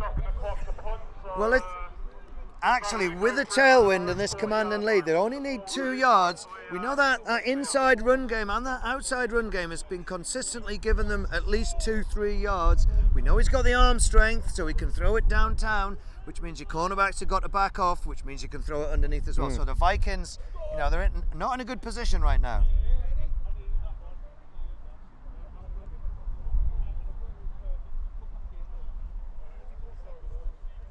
If I know the Sandwell hand signals, and we're going to put 20p on this, I reckon there's going to be a stop and go by the outside receivers trying to get the defense to bite. So it's time for you to earn your money. 20p right here, that's what I'm calling. Hitch and go by the outside guys.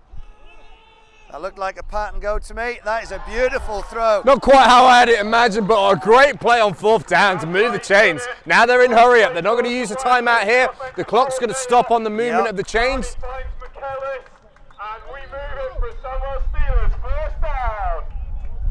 And they do take the timeout just to make sure everybody's set, make sure it's the right play calls in. Another score here, and that coffin lid's starting to close.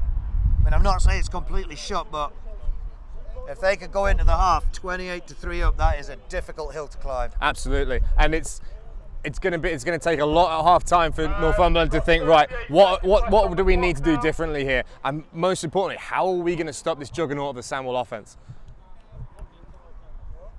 Well, I think the key so far is Tristan Varney, with the exception of the very first drive where he was hit for a touchdown throw, I might add, has really had time to go through his reads. You cannot give a guy who's 28 touchdowns and 1 interception time to pick apart your defense, because he will literally do just that. Yeah, this was a dilemma when we played him, when Shropshire played him.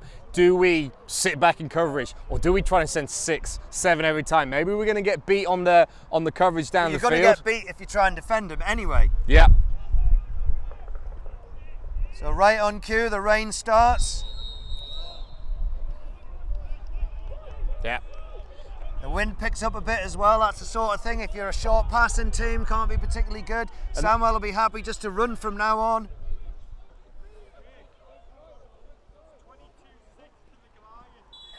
So we've just had an update. Birmingham Bulls 6, Inverclyde Goliaths 22. Wow. Wow, that is not a score that we expected to see. Could we see the Inverclyde Goliaths get promoted to Division 1 football in their first league season? And just getting a couple of updates from the game between Tamworth and the London Blitz, a very low scoring game. I think at the moment it's 0-0. Neither team able to capitalise. Now the play's been whistled dead. Just had to readjust because it's actually starting to bucket it down out here now. Looks like the ball got dislodged. And it brings up 4th and long.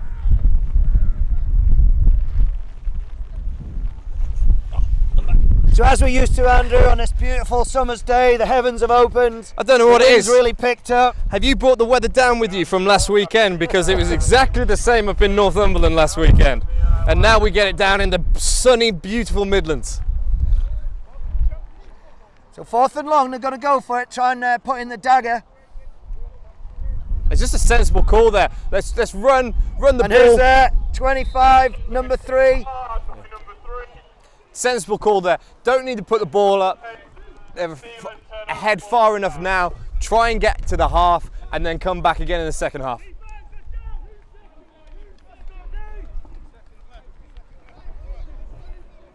Not long left now. Chances are they're either going to run a running play, take a knee, get to the half and just try and consolidate. Try and figure out what's happened over the course of this first half. The last thing they want to do is put the ball up now and get a pick 6, because as it sits at 21-3, this is still achievable, albeit a difficult second half. You really don't want to hand Sandwell a score. Now, it's raining very heavily, the wind's picked up, the offense are going into wind. I mean, they'll be happy just to get out of this half, get in the dry and scheme something new up. They're going to have to do something different on defense, or Varney's going to pick them apart, and something's going to have to change on the offense. Yeah, it's coming away from that cover 3 shell. It's a base look. It's something that offenses prepare for and have coverage beaters for, and it's just not able to take away the passing game that Sandwell want to run. Drops back, he's flushed out immediately from pressure, goes for the sideline. And that'll be the half.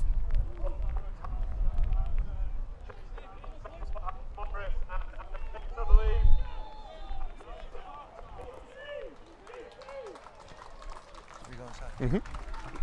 Go inside.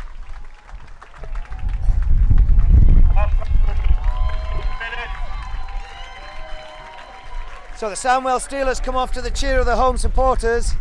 It's been a good half of football, Andrew. I mean, what has been your key so far? I think for me, it's the way that Sandwell were able to come away from that first, their first 3 and out, but then also the field goal on the first possession. They were able to adjust and they were able to take advantage and really put their foot on the throat for the rest of the half.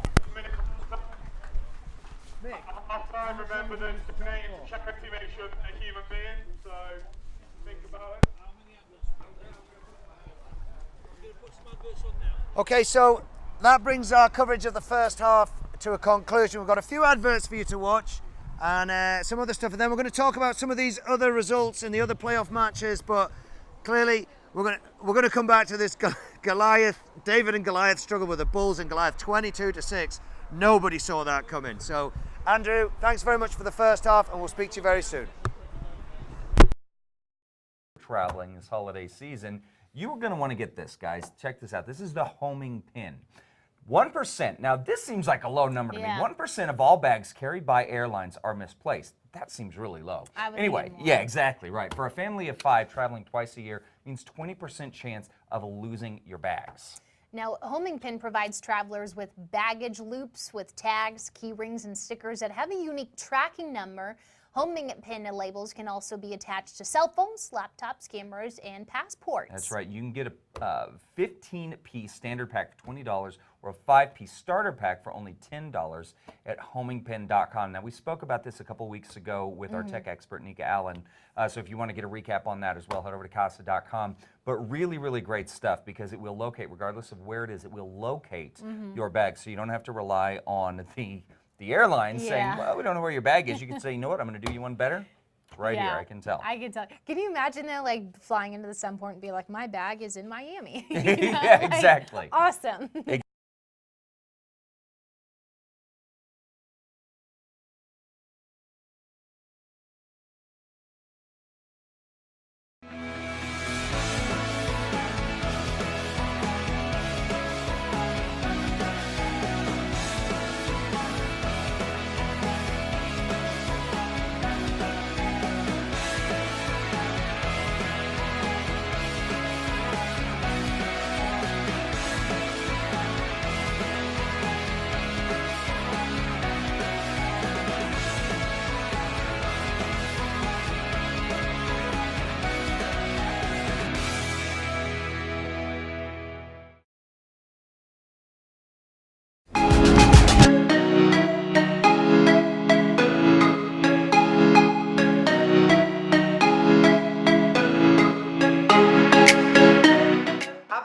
delighted to have the head coach of the Sandwell Steelers, Maxwell Pettijohn, joining us. Thanks very much for joining us, Max. Well, Not a problem. let's get straight into it, Maxwell. I've not spoken to you before, so I really want to pick your brains about football, but the people watching want to know more about your program and specifically about what happened on Sunday. So let's go to that game then. I mean, I predicted before the game, I said East Kilbride, I heard, yeah. they're going to sort their act out on offense. They're not going to give away penalties, and they are going to score, and it's going to be close. And I tipped them, and they almost made me correct, because with 6 minutes left in that third quarter, you were down 20-0. Now, Yeah. I'm not going to talk to you about plays or players. I'm going to say, is that a club rather than individual effort, a sort of you guys are used to winning and refuse to lose? What was it that sparked that 21-point comeback? To be honest, I remember I went into the halftime team talk, obviously, and it's one of them where, obviously I told the players this is achievable, we can do this, it's not 50-0 or anything like that. But as you looked around the room, they already knew. Before we even walked in, the players were all very much like, we can do this. The first half was such a weird half. Like, we've had a brilliant year on special teams all year, and everything was going wrong on specials, just like individual silly mistakes, real massive scheme mess up on defense, and then also the last play of the first half, me being a coach, totally messed up. We drove down to their 1 yard line, and the clock ran out. Like, if I was more switched on into what was going on in the game at the time, we should have called a timeout. We'd have had 3 chances to get it into the end zone, but we didn't, because, so just literally everything that could have gone wrong went wrong. And on top of that, we had an EKP team who had played 2 games against the Vikings, and they came out iron. They ran the ball well. The back-to quarterback had loads of confidence in the first half. The scheme's great, so they were getting guys open just schematically. So all those things, it was just like the perfect storm. So when I went into that halftime changing room, the players, they already knew we could do it. We just had, couldn't do what we did in the first half. Yeah, fair enough. I mean, that East Kilbride defense, they are aggressive, but they do play man coverage across the board, cover 1 deep. And, if you can get protection against that 5, sometimes 6-man rush, and if you've got a decent quarterback who can stand in the pocket and wait, eventually somebody's going to come open man to man. Now, I didn't get any reports of the game. In the second half, though, what did you do to try and take apart that EKP defense? So, I mean, to begin with, as I mentioned, the actual offensive strategy didn't really change much. We did probably a lot less outside running in the second half, a lot more inside running. And I think that was often just like we're going into the game, we weren't sure we could run right up the middle on them, because they've got a very talented front 6, but we actually had loads of success in the second half doing that. Also, our pass game in the first half, realistically, we just were off pace. Lots of passes were, Tristan himself, he had a bad half, overthrows, underthrows, drop catches. So we didn't actually need to change our strategy from a passing perspective. They never really sent 6. It was mainly 4 and 5 they were sending. A little bit less aggressive than they've been all year, because I think potentially they were a little bit on the back foot because of how often we were passing. But we just did, we just basically executed a lot better. Like, the actual strategy didn't change loads. A lot of it was just belief that we could actually crack that nut. And also, there were a lot of drives in the second half where it was, 3 and out, 4 and out.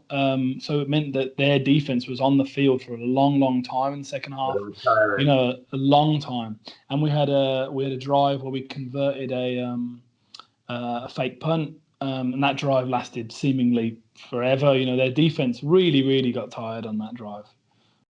Yeah, I mean, that's it. It's the end of a long season for them. The players do get tired, and they had a lot of their tougher games in the last 3-4 games of the season. And they also lost that final game to Vikings, which must have been a big blow, because they were sitting on potentially 10-0 home field advantage, and maybe home field advantage for the final game before the bowl game. So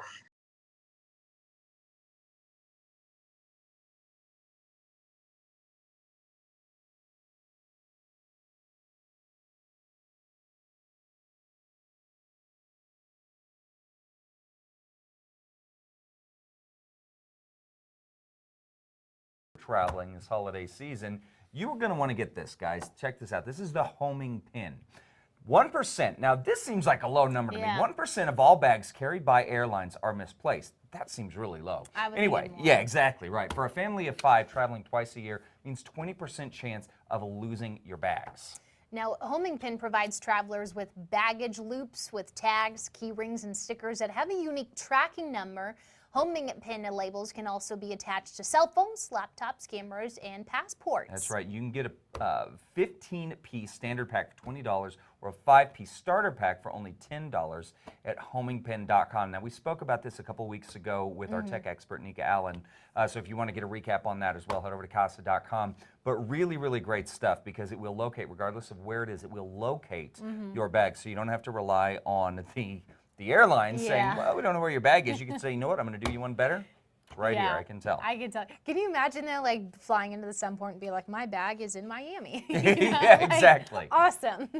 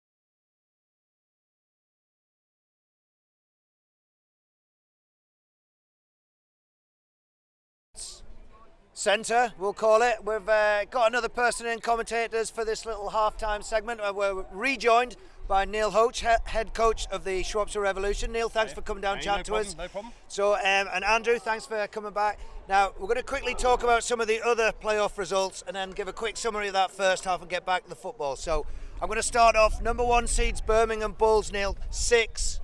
Rookie outfit, Inverclyde Goliaths, 22 at the half. What are your thoughts on that shocking score?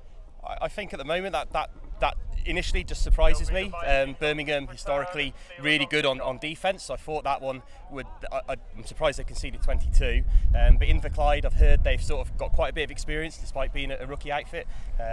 Good on them. See if they can keep it up.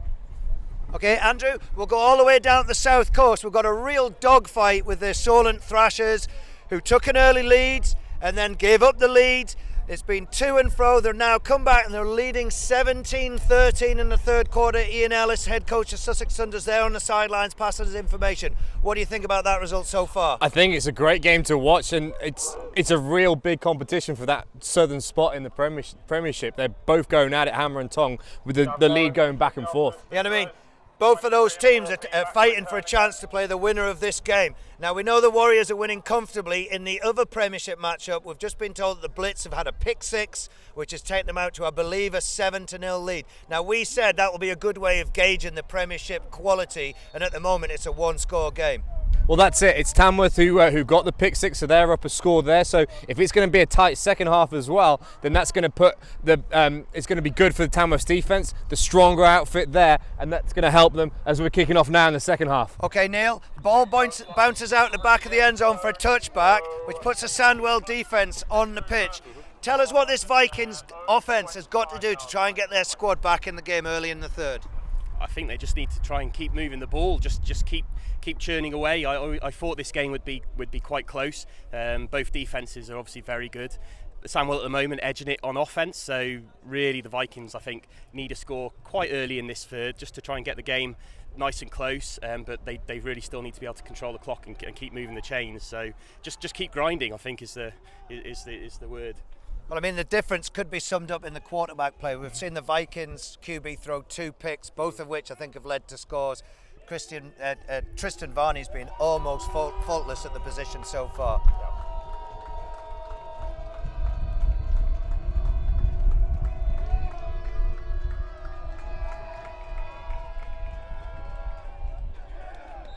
Nice job there. Adam Bates getting his hands up for the quick pass. Went unblocked, got his big paw up there.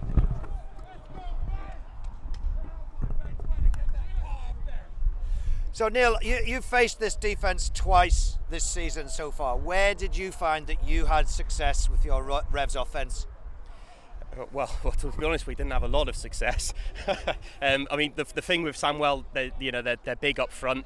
They are tough to run on in the middle. They've got a lot of good lateral speed as well. But I think if there is a weak point, it's probably a little bit up the gut. And I think that's what I'd be trying to do. Vikings have moved away a little bit from that. They're trying to go outside. From what I've seen on Vikings tape previously, running it up the middle is one of their strengths. I think I'd be trying to keep doing that.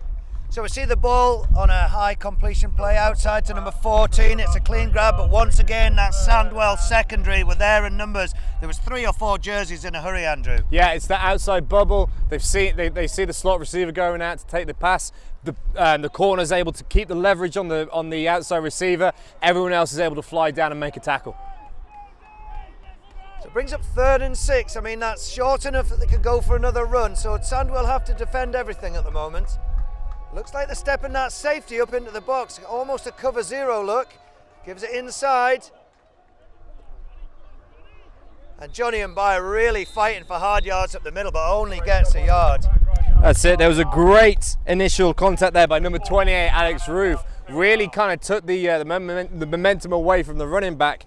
Made sure that everybody else could fly to the ball, make the tackle. Now the punt team comes on. Well, Neil, that was a little bit of a gamble from the Steelers defense. They showed what looked like cover 0. They stacked that box. They played press on the inside, on the outside, trying to get pressure on the QB, close down those running lanes and say, look, we're going to stop you throwing the short stuff, but potentially they're saying this QB with the arm into wind can't make the deep throws. Well, the rain's just stopped. The snap's gone over his head. How he managed able to get the that kick. away. That is a great recovery. Don't go anywhere near the ball. Why the Sandwell players do it, I just don't understand that. Did he touch it? Oh, now that is an absolute calamity of errors there. So Andrew, we're all screaming, no, what are you doing there? Explain to the viewers what the Sandwell player has just done on that play. So as the ball was kicked, obviously that becomes a neutral ball, but by the Sandwell player touching it as the return team, it means that if it's recovered now by the Northumberland team, they would then retain possession of the ball. So he's touched it, he's then immediately fumbled it, it's retained and it's recovered by Northumberland, and they get the ball 1st and 10 on the 37. So Neil, I mean, if you're trying to get in the Premiership, mistakes like that, you simply just cannot do them. No, that's right. No, but from a Newcastle perspective, sometimes when you're struggling in offence, what you need is just that little bit of a spark. So hopefully Newcastle can make something of this. It's really interesting to see that. He's come to the sideline, coach has a word, there's no shouting and there's no admonishment. He's learnt he should never do that again. Yeah, there's a time and a place to go through that. Flushed out the pocket. Great and pressure. Number 66 is fortunate he didn't get a late flag there because the play was clearly over and he came in and pushed him to the ground. That's it. You've got Sam Rafferty up the middle. You've got Alex Roof coming around the outside. The QB scrambled once. He can't keep scrambling. He's got absolutely nowhere to go. We had 3 guys through the offensive line there. The pressure was immense. As you say, there's only so much scrambling they can do. Number 66, I believe Howard Snaith was very fortunate not to give away a flag after the play. Yeah, now it's 2nd and at least 20. It's going to be a tough situation now for Northumberland to get ahead of the change now and pick up a 1st down. So Sandwell cornerbacks looking aggressive. Trying to take away that quick underneath ball. Stunt on the inside. Number 28 who stunted through the A-gap. Now is that an unintended face mask penalty, which would, if it is, would bring up an automatic 1st down. Number 28 did a stunt, he came through the A-gap, unblocked, got to the QB, but has he grabbed his face cage on the way down? That's the 3rd time on this series that we're calling his name. It's nearly unblockable here in this 2nd half as we've started. Alex Roof, number 28, his name's definitely come up a few times.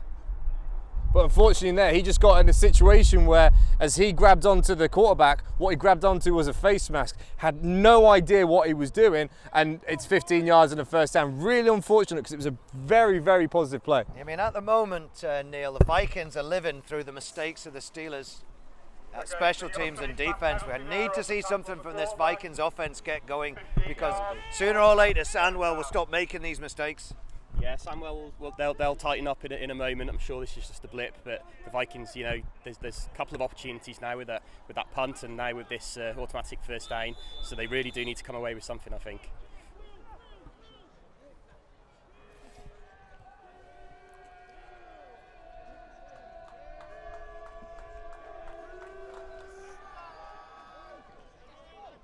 Oh! That's unlucky there by Pete Rowan. He's trailed with the receiver. He's had a great opportunity to play the ball. Just slips through his hands. That would have been a really athletic interception. That would have been an amazing catch if he managed to hold on to that. There was some real sauce behind that pass. Intended target was number 19 on the fade down the sideline. Important now for Northumberland though. 1st down passing complete, 2nd and 10. They don't want to kind of put themselves in a 3rd and long, so they need a chunk here. They need something to make it into a 3rd and manageable. So interestingly, the rain has stopped and the wind has died down, so we're starting to get back to some quite nice football conditions. So we've got trips. Sorry there, Neil. We've got trips. We've got the running back to the strong side. They're going to go back to this pitch that they used. An outside run. They've got numbers on the edge for blocking. Gives it inside. My mistake. That's a really nice job there by 89. Has he done enough for the first? Yeah, sets the block, gives the lane for the number 14 to come through. It's a 1st down. It's a really nice play call. So number 89, Ross Conley, who plays tight end quite a bit, or that larger slot, manages to open up a running lane for Jordan Matthews. I think broke a tackle as well. So brings up a fresh set of downs. This is promising now. That's it. And I think that's the first time we've seen that sort of RPO, Neil, where the QB had a chance of handing it, but actually checked it down and threw the bubble to the outside. I mean, that'll help keep the Sandwell defence honest. You know, if they can threaten that, then Sandwell have got a choice whether they defend the run in the box or whether they spread a little bit. And if they can keep doing that, might just open up a little bit more of a running lane up the middle.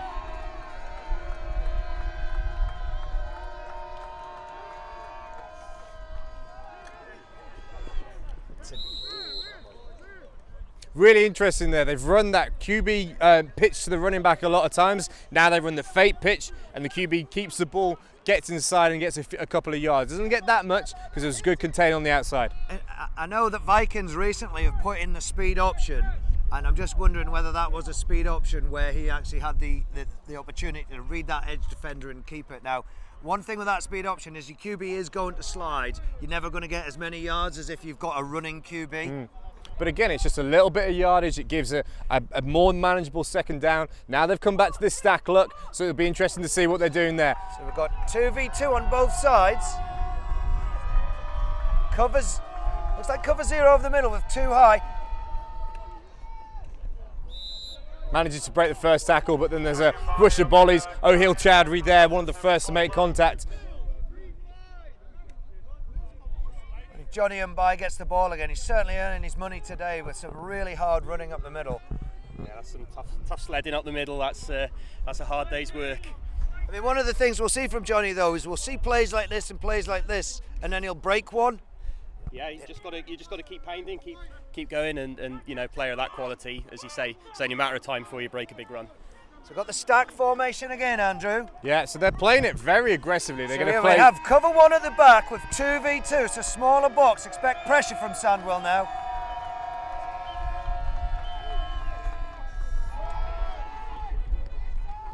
So this is the thing with that stat look, by putting 2 men over the top of it, you're taking away the bubble and you're making it harder for that fake bubble and the pass to work. So now it all comes down to the box. You've got 6 in the box with a 1 high safety, and they're really struggling to run it up the middle against it. So it brings up 4th and short, and I can't see the punter coming out, so it looks like Vikings are looking to try and do something special here and get a first down and maybe get a score, bring it to 21-10. First thing you got to look for is the hard count, see if they can get 5 easy yards off them, and then after that, what kind of play they're going to be running. A bubble or a short, quick throw would probably be the most high percentage play to run here. Interesting, it looks like man coverage, cover 1 from Sandwell. Really taking away those short underneath passes. Sandwell showing pressure. Sandwell sends 6. Yeah, again, an inside run. They've struggled to get anything more than a yard or 2 on the inside run. They've called it here, and again, not successful. Sandwell turned the ball over on downs. Sandwell, in one respect, Neil, are gambling slightly. They send 6 on that blitz. If they miss one gap, or you get one offensive lineman wash a defensive player sideways, a player like Johnny can pop out in the open, but that time it paid dividends. Yeah, definitely. I think that was a big play for both sides. You know, if Newcastle got a first down there, they're still driving, arguably getting into the field goal range. But Sandwell's defence stood up. I think that was a big play. Yeah, so we've got 2 backs now in. Both on flares, throws the easy check down in space. Backwards pass to Raf Chisholm. Yeah, really nice job there by Raf. Gets to the outside, managed to turn the corner a bit, 4 or 5 yards on the completion. And the thing is now, Neil, that 21-3 up, you don't need to make a big play or score on every drive. They're now just playing for time, playing for possession. If the defense gives up something, they'll have a stab at it, but there's no pressure on this Sandwell offense now. No, there isn't. Well, I mean, there's pressure not to make a silly mistake. I mean, the pitch is a little bit greasy, a bit treacherous underfoot. I suspect that ball's probably a little bit greasy as well, so they just need to play error-free football. Yeah. Here's another example of trying to stop the linebackers from keying on the run. With the 2 backs, you've got a little split action where they fake to the first guy, and the second guy is going to cut back, take the ball, gets a great little great little gain there. Now we're looking at 3rd and 4, maybe 3rd and 5. Yeah, just trying to freeze those linebackers on that initial read step.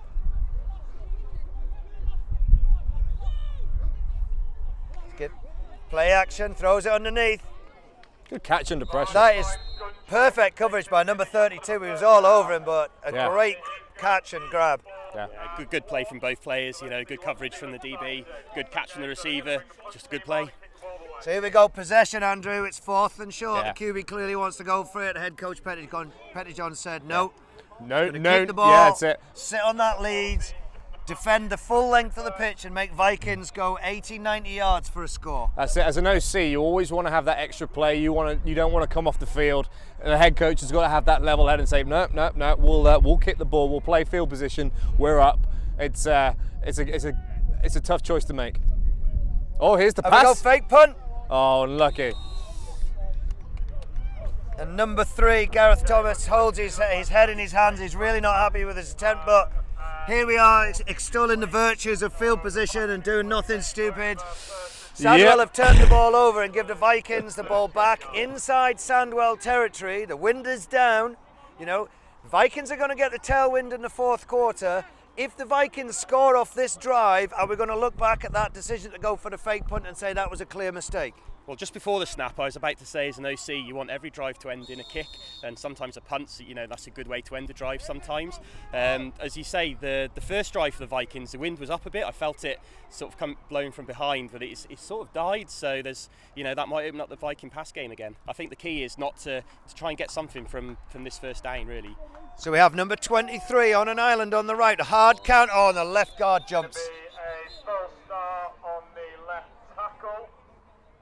Should take the Vikings back 5 yards. So the Sandwell Steelers have gone one high. They put the corners in what looks either a catch technique or press, and they're saying, we think our corners are good enough man versus man to cover you. Now, especially in the wind, we had number 23, Jacob Shotton, singled out against number 3, Gareth Thomas, all on their own.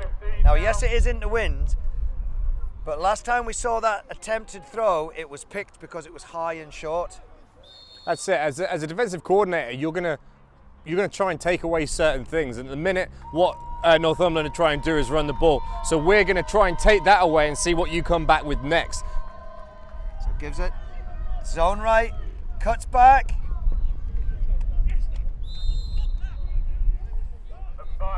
Number 54, Daniel Williams on the stop. And the thing we talk about that alignment with 3 against 23, like you said, because of the QB's arm, because there's a chance for it to be underthrown or for it to sit up in the air, they're gonna be more confident playing that matchup and then thinking that they're gonna win most of the time. Now, one thing you could do here, Neil, is with that wide receiver, you could bring him a bit more narrow, which tells the cornerback he's also got to defend the sideline as well on an outbreaking route. That one high safety was so central that he was literally no help. Yeah, the corner has a little bit more of an inside shade on this play, but the one before I thought he maybe looked vulnerable to a slant. But as you say, I mean, if you want the fade route, Johnny Mbai and Dan. So same play again, Mbai up the middle. Number 54, Daniel Williams is there once again to stop it. So it brings up about a 3-yard gain. 3rd and 8 for the Vikings offense. yeah, that's where that first down offside penalty really hurts, because as an offensive coordinator, you've got a lot less options at 3rd and 8 or 9 than you do at 3rd and 3. You know. So just another appeal for people to send in scores, updates, any commentary on the other matches everybody wants to know about.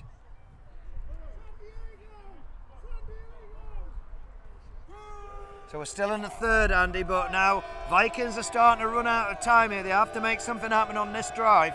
Yeah, there's going to be a point where they're going to have to come away from that run game.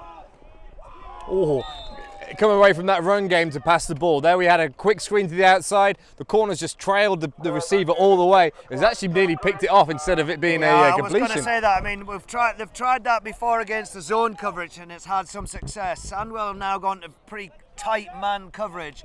If that gets picked, you know, there's potential of getting all the way to the house. And now we're looking at the situations. They would normally punt in this situation, but being 2 or 3 scores down, bad field position, it's 4th and 8, 4th and 9, now they've got to go for it. Yeah, I'm surprised they didn't run on that 3rd down hit there, because we are in 4 down territory now, given that they went for it last time. So I'm surprised they didn't try and get a 4th and short. You know, this is difficult, 4th and 8. It's 54 creeps. Sandwell sends 6. Throws it. Oh! Intended target, number 89. Bounces off Ross his helmet. Conley.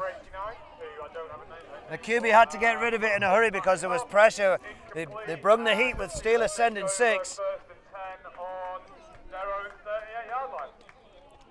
And now here's a real chance for Sandwell to put the game away. They've got the ball on the 42-yard line going out. They should be able to at least push the Northumberland into bad field position if they have to punt the ball after this drive. So be interested to see what Northumberland can do on defense. So Vikings look to have gone back to that too high shell, which we've seen most of the season. Gives up the middle, cuts back. Burwell's there to make the tackle, number 56 joining in. Yeah, so with that motion, they send 81, Louis Haynes out into the sideline, run up the middle. It's all to see what happens with that motion. Do they adjust to it? Do they not? Well, if they don't, next play they might come back and do something with it.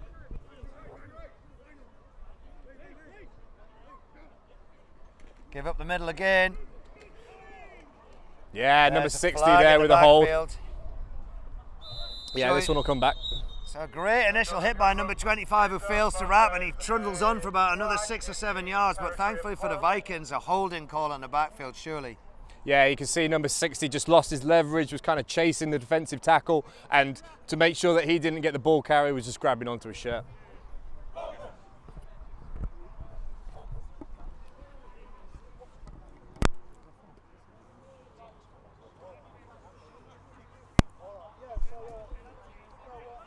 Holding on the offense, 10-yard penalty for the spot of the foul. Brings up the Steelers second and 15 or 16. So that penalty keeps the Vikings in it, albeit with a slender chance.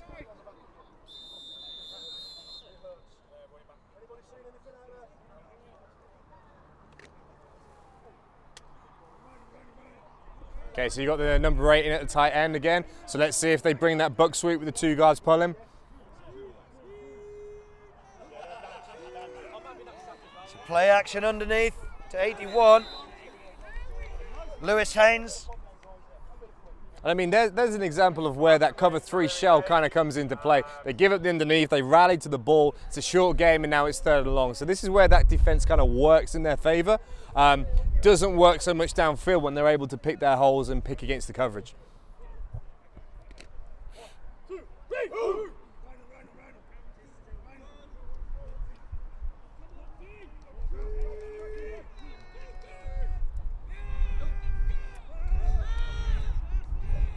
Steps up. Oh, what a great catch by Steve Kennelly there. He's got the crosser, he's come across the field and kept his eyes on the quarterback. It's a great catch, which he might have winded himself on it. I mean, Tristan Varney, he looked to his right sideline. That play wasn't on. He looked for his check down. He had the back on the arrow to the right. Didn't want that. He stepped up in the pocket to evade the rush.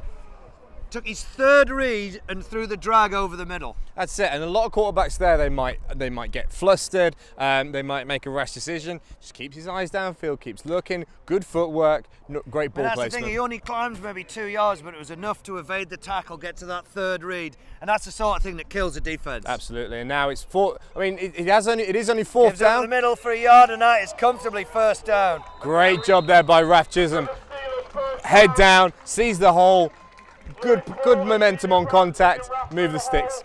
Open it right up, and it'll be 1st and 10 from the Vikings 35-yard And you can see now that the Steelers' offense starting to smell blood. They're in this offense a much shorter time. There's a nice crisp clap, and they're all jogging to the line. So I've got the buck sweep again. Bounces it out. And that's the thing, even though it's a huddle offense, you can still break the huddle and be quick, just because you don't have to be a no huddle to be quick. So the tempo that they're working from is really, really impressive. It's always easy to get those big offensive linemen jogging when you're protecting a lead, though, than Yes, when it's it's couldn't agree cold more. or you're losing. Couldn't agree more. There can't be much more time left in this 3rd. Score still sits at 21-3, so Vikings still in it, albeit with increased sense of urgency. They have to get a stop on this drive.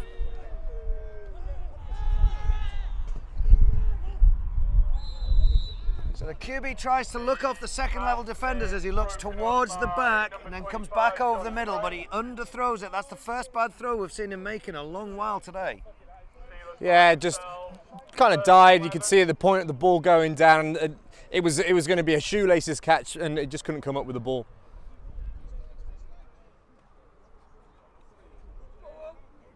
So Neil, you played these guys twice this year. Did you go for that attacking front seven blitz and try and get pressure? Was that your approach to try and beat the Steelers' offense? Well, we tried to run the ball really, tried to sort of try and control the clock. Unfortunately, in both games, the Steelers ran away a little bit with the score, so that kind of put our offensive plans to rest, and sort of similar things starting to happen here really. Puts real pressure on offense, you know, if you're trying to chase a game. So Varney on that slant, did you see the speed he released that ball? Yeah. Such low trajectory, hit the guy right on the numbers. He's having a stellar performance today. Yeah, it's what we talked about with that cover 3 shell. The slot beats the inside guy. Safety doesn't have time to come over the top. The ball gets fizzed in with mustard, and it's a great throw. Gives on the outside stretch. Oh, that's a big hit. Hand off to Tommy C on the stretch, and he stopped for a loss of around a yard. And number 25's put in some big hits today. He made a great stop.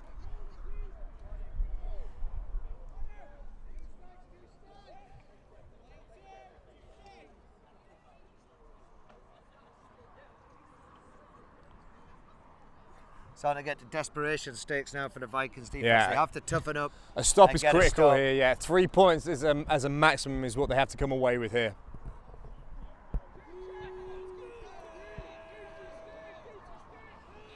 Looks left. And there's a pick. Oh no!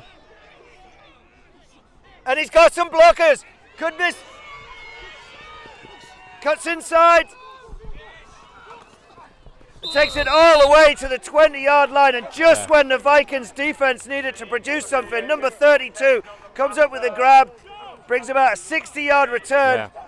That's the first time there that we've seen Varney getting blitz and getting pressure. His footwork wasn't there. The ball kind of arced I up. believe There he was was hit nothing on as it. he released, Yeah. which is probably why the ball didn't go intended. Yeah. So Number the Vikings need a score here, and they need to score quickly if they're going to threaten this Absolutely. game. This is the perfect kind of momentum change for them, but it's imperative that they do something with it.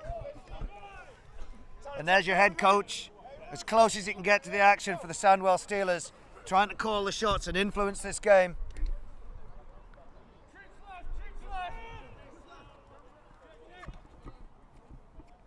Just waiting for some updates from the other games in the playoffs. So trips right. With the back left. Are we going to see a pitch left? Throws the bubble underneath. And that's tackled for a loss. There was just too many grey shirts swarming to the ball. I mean, the play itself got off, but you just think there's not enough space against a defense like the Steelers. No, and especially when you catch that quick screen, the last thing you want to do is move backwards or laterally, because it's a short side of the field. The middle of the defense hasn't got that far to go, and they just all come swarming over. So it doesn't actually turns into a loss of 3 on the play. So now firmly in 4-down territory. We're inside field goal range, I would say. The wind has all but dropped off. Steelers going one high, 6 in the box.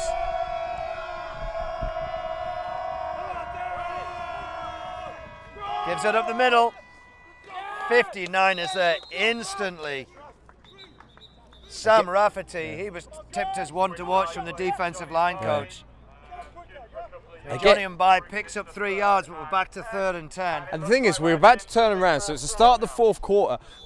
It's what I said a few minutes ago. Maybe that inside run game is something they're just going to have to come away from now. They're not going to have enough time to run these plays, have the clock run down snap to snap, and then be in a position to score 3 times. Being a Premiership team now, which is a very exciting prospect.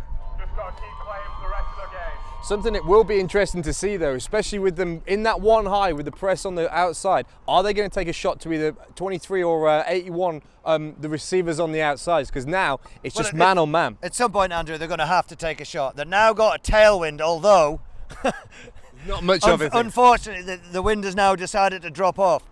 So the Steelers will now be going into virtually no wind, and the sun's come out. So the pitch is starting to dry. This is it. This is the matchup I'm really interested in. It's 23-3 now on this right-hand side. It's a short side of the field. It's going to help his arm if he's going to lob it up to there. If that was the shot they were going to take, that's where I would probably have a look at. So just an update, we've got Thrashers 20, Cats 13. We're underneath the 2-minute warning down south. Ian Ellis is updating us. Very close match. And by drag down in the backfield. This is it, the running game, whether it's the inside or outside, is being taken away slowly but surely. 3rd and 10 in 4 down territory is now turned to 4th and 15. Now they're going to struggle because now they have to run a play. Well, funny enough, late in the 4th, the Cats face a 4th and 15. We're waiting for Ian Ellis to update us how that's gone.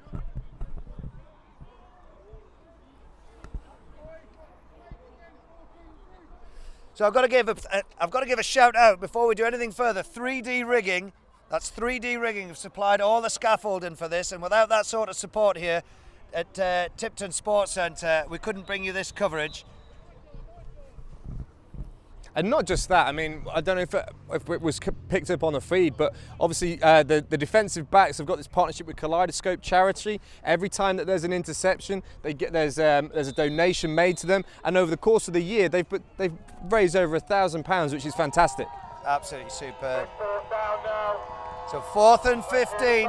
The Vikings need something here. Expect a throw, possibly a corner. Looks left. Steps up, goes for the corner. Slightly overthrown.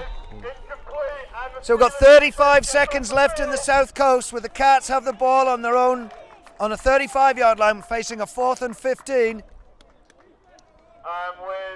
about 14 minutes left in the game. And you could see there it was going to be a really tough pass to complete. The cornerback saw that QB was going deep, came off of the underneath, and then went to the corner route at the back of the end zone there. So it was going to be a contested catch into double coverage. Well, you had the guy that was on the safety that was deep coverage over the slot was actually outside leverage to try and protect that corner. Now, the slot actually made an inside move first, and he broke inside, so we managed to get outside him, but the pass just wasn't quite on the money. So intercepted by the Thrashers. So on 4th and 15, the Cats throw it up. It's intercepted by the Thrashers, who run out the clock and take the victory 20-13. So your SFC 1 South champions, the 10-0 number 1 seed Thrashers, are now headed to the Southern Premiership and are also headed to play in the Division 1 Bowl. That's great, and it's going to be really interesting to see how, having such a strong Division 1 year in the South, how that stacks up into the Southern Premiership as well. Everybody knows that the Warriors and Blitz are going to be the top 2 teams, but when you've got teams like you've got Kent, you've got Bristol as well, that it's going to be interesting to see how they match up there. So just had it confirmed, Thrashers take the knee and win. That is an official result. The Thrashers are SFC 1 champions. So now we need all you other football fans that are live at the games to send us in some more playoff results as we take a quick injury timeout. Let's give him a big round of applause as he comes off field. We are desperately trying to get more information from around the country. Yeah, I think it's still 7-0 Tamworth over the London Blitz. So that one's going to come right down to the wire again for the honour of facing the Warriors in the Premiership final.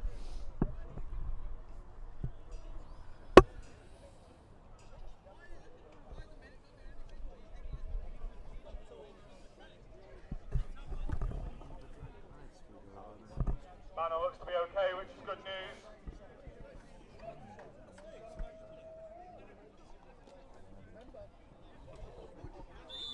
The lineman just wanted to... So referee whistles the ball back in live.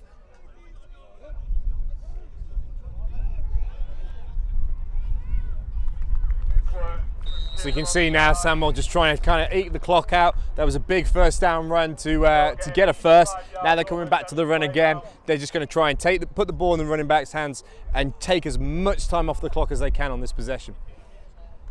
Yeah, I mean, normally you'd be saying to your box defenders, you've got to stop that run, but what Vikings have got to make sure they don't fall to is that play action pass. We've seen Varney put the ball down, freeze the second level defenders and deliver it deep. Okay, update from the Bulls score. We currently have Birmingham Bulls 12, Inverclyde Goliaths 22. That's a really nice run there. So Bulls scoring on a short slant, but they failed to convert the 2-pointer. So still all to play for in that one. Still a close game. About 3 or 4 yards, it brings up 3rd and short. So do defense have to start gambling now to try and make something happen. It's 3rd and 1. I think so, yeah. I think you're well going to needed expect a the stop. run. I mean, last drive was it was a pick. They took it all the way at the 20 yards, but the offense just wasn't able to capitalize. Yeah, especially in the split back look, you're going to expect it to be a run play. Gives it up the middle, cuts back, bounces at the outside, breaks one tackle. That's comfortably for the first down. Number 12, the cornerback, had a chance to make the tackle there. He got out of position. It was just an arm, broke the tackle, picked up the first. I mean, number 33, Ralph Chisholm, you're not going to bring him down with an arm tackle. You have to get your body across his body at the very least. Yeah, just got out of position there with the flow of the running play and wasn't able to come in and make the tackle there.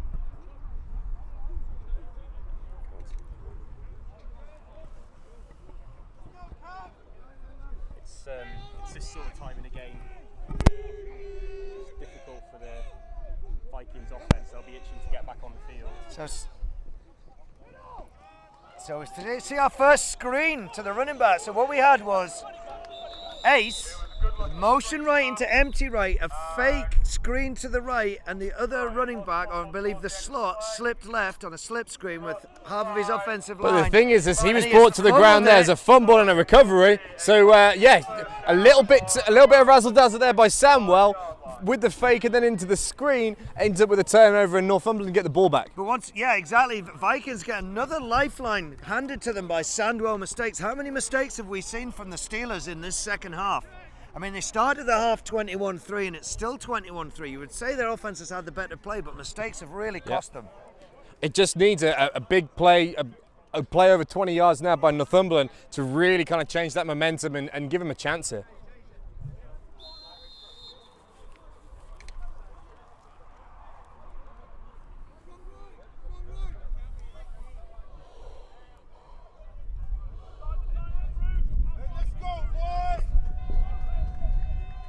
The wind's shifted around a bit. It's more of a crosswind from the QB's right to left. Gives it the middle, breaks one tackle. Yeah, 5 yards on that outside zone there. And the viewers might wonder why you would hand it when you're trailing, but it brings up a 2nd and short, which means Sandwell have to stop the run, but you've also got a spare down now to try and throw the ball as well. So, and even with 4 plays now of this Vikings offense, your entire playbook is open. So it puts the Steelers defense under a lot of duress. If you tried for a pass and incompleted it, you now almost definitely have to pass on 2nd down. Vikings have got the pick of the playbook at the moment.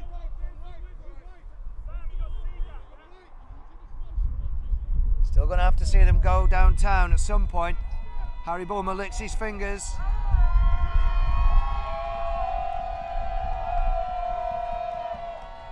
Play action, throws to the right. It's enough for a first. Yeah, nice bubble. Got the block on the outside, got the leverage, able to pick up the first. Now at this stage, I know the clock stopped for the first down, but we'd expect to see the Vikings offense line up with a bit more urgency. Yeah, the time's going to be a real issue there. Again, they've got to score 3 times. They need 3 touchdowns. That's why I was saying with the running plays, it does take the clock down a little bit too much. They need to be moving with a little bit more speed here. Here we go, empty left. So we have trips left to the field side, twins to the boundary. It's the first time we've seen this look. Got when they did this last week, it was bubbles all day last week when they did this. Throws the bubble, picks up a block, and gets out of bounds. Yep, so they threw bubbles out of this last week, and it's really effective. It stretches the defense out. It doesn't allow them to play the same way that they would normally against a balanced look. Really nice play call. So say defensive linemen being subbed in and out. Try to keep those big guys up front fresh. Try to get a push on Bowman, the Vikings QB. Back out and empty again to the field side.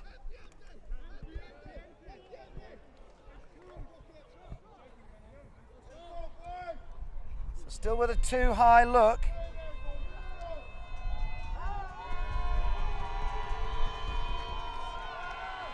Throws it down the sideline on the right.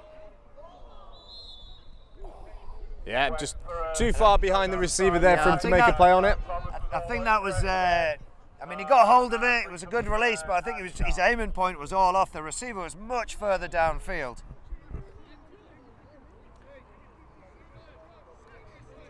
So it brings up 3rd and short. We've got 2 bites at this cherry. Yeah, What you it's thinking definite here, Neil? 4th It's down. 3rd and short. It's 4 down territory. What you do? Are you going for something big on this play, or just going to keep those sticks moving? I think I might just try and get the first down first. You know, gives you another 4 attempts, doesn't it? I don't think any option is a bad play here necessarily. I don't think it's a bad thing to have a go. The key is to keep this drive going.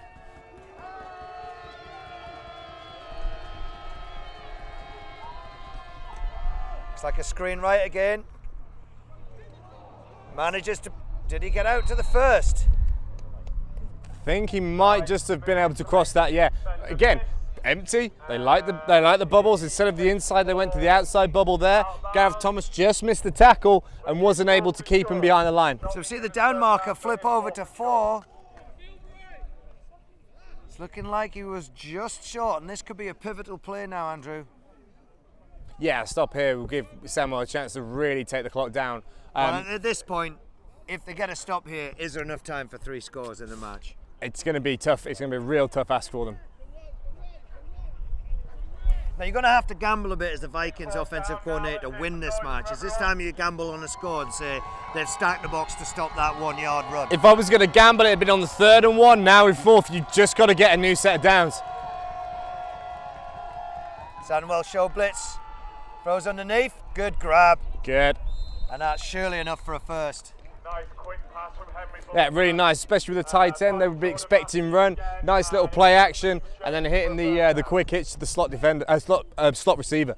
I mean, you hit the nail on the head there with that play action, just enough to freeze those second-level defenders. They have to respect that on 4th and short. And now this is, from what you just said earlier, this is where you would like to see a shot get taken. They've got a new set of downs. They need to move the ball. They've got to get down the field quickly. This is where they need to have a go at something. So we've got trips right. You got the corner creeping on the blitz. On the edge blitz. Throws a screen again. He's down on catch. Yeah, poor pass means that he's got to go really low to catch it. There's nothing he can do to stay off his knees. The pass was complete, but for a half-yard loss.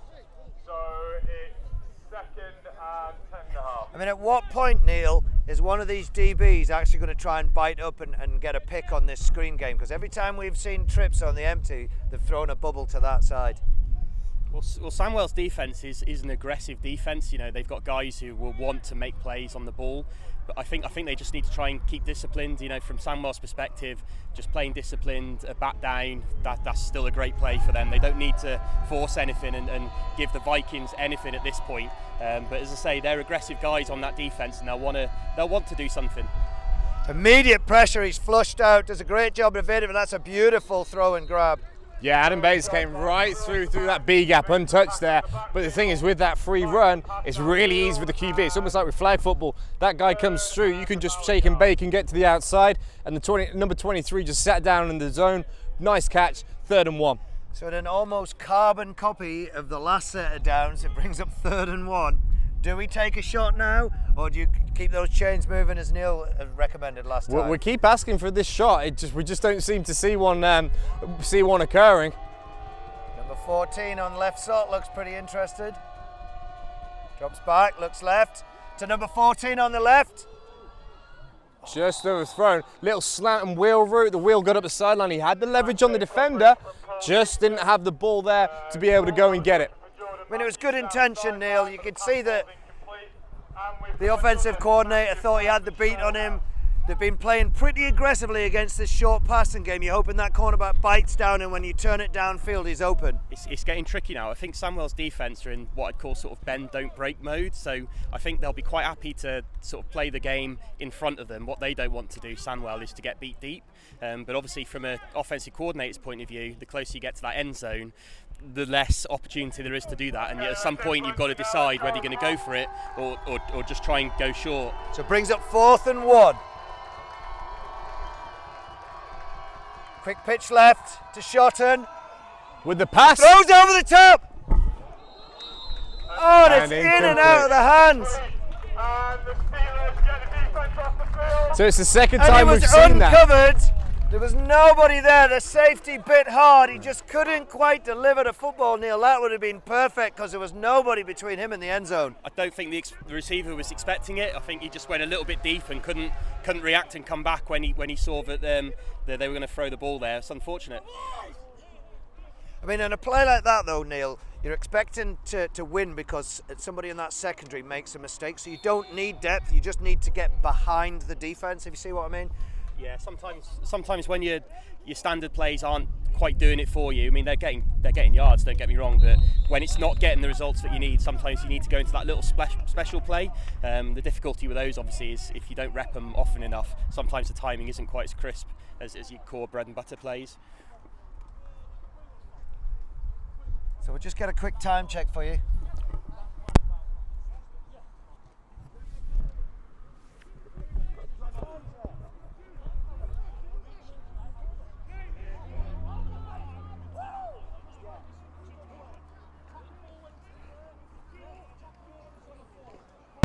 Okay, 6 minutes remaining in the fourth quarter. Sandwell sitting on a commanding 21-3 lead. Yeah, a little jailbreak screen there to David S. Manages to hold on. The defence are all coming in now. They're all looking for that fumble and that turnover. Holds on, brings it 3rd and 4. I think the Vikings need something from their defence right now. We're in that point in the game. They need a big pick and a good return back, and pick 6 would be nice. Well, I mean, we had one on the last drive. It got to the 20, but the offense just couldn't convert it. Drops back, looks to his right, throws underneath to number 6. That's a beautiful grab. Yeah, really nice quick out to the sideline. That's Davidas Merkelis. A beautiful grab. Keeps it inbounds as well. Keeps that clock running. Moves the chains forward. And one thing I will say, Andy and Neil, that this game, all the guys are concentrated on is football. There's been virtually no niggling, no cheap shots, no back chat. It's been a real good, hard game of football. A great advert for Div 1. Drops back again under pressure, goes downtown. And 81 does just enough to keep the referee happy that he didn't interfere with the pass. Yeah, you can see that he turned around for the ball and then turned back around to the player, so they're not going to give him they're not going to throw a flag on that for face masking. But sometimes you see those throws, sometimes you don't. I think on your comment there, Craig, I think these two statistically, they're the best 2 teams in the North in Div 1. So this is exactly the sort of game I'd expect. You wouldn't expect any sort of silliness or any extracurricular activity, so to speak. You know, as you say, both teams, they're here to do a job and play some good football. So pitch right.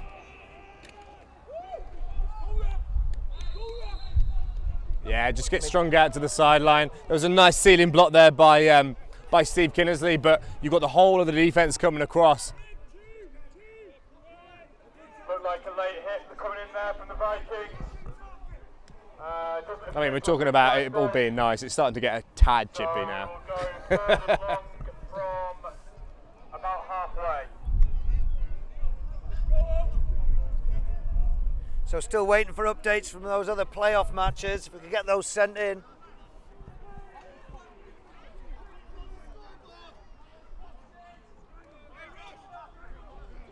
I wouldn't be surprised to see a run here, just eat that clock up. There we go, inside give. Yeah, nothing to be gained by passing the ball, pin them less deep. than 5 minutes. You know, every single snap you play and keep the ball in bounds is a step closer to victory and a step closer to that Premiership season next year. For sure, and I think this is where you can see it starting to get a bit chippy. Sandwell are trying to close the game out. There's going to be frustration on the Northumberland side of the ball as well. So, yeah, all that Sandwell want to see now is the ref holding the ball aloft, and that's the game over. I mean, the Vikings defence won't want to concede this half. They've kept them scoreless in the half.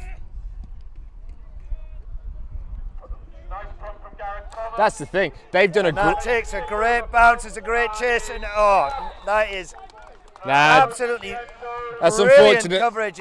But the thing is, his legs went over the line as he was touching the ball, so they're going to say that's going to be spotted at the 20. So a little faint glimmer of hope for the Vikings offense as they managed to get the ball back on their own 20. The ball was actually stopped on the half-yard line, but the chaser's body was in the end zone when he downed it, so it's ruled a touchback. That's it. There's a couple of things the special teams coordinator needs to go over with his guys. Obviously, we have that. We had the punt touch as well. So it always happens in British football. A couple of things go on with the special teams that you kind of stand there and say, oh yeah, that's an easy thing to do. When it's not, you need to coach guys up for it.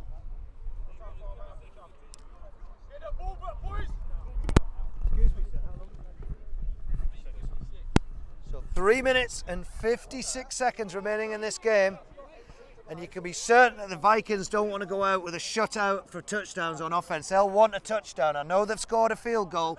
They don't want to leave here without at least one touchdown. Yeah, and this is the thing, the DBs have got to be licking their lips a little bit now. They can't run the ball. They haven't got the time to run the ball. They need to throw it up. There's going to be chances for interceptions here. Now Sandwell still come out with a 40 front. They're still going to try and pressure this QB. Interesting, they look to be playing one high.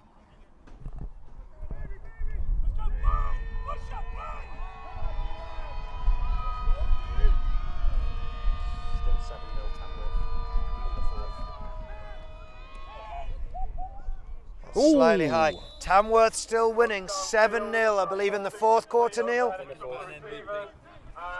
got 2nd and 10.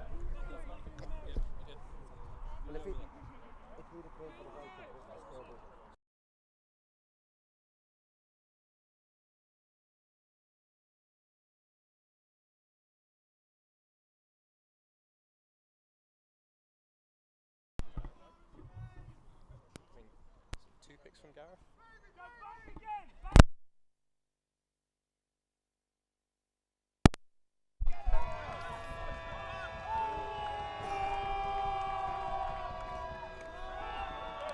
Great pass protection there, picking up the blitz on the inside. The running back's gone to the end on the edge. Just a shame that the pass couldn't be completed, but really good protection there by the Northumberland O-line.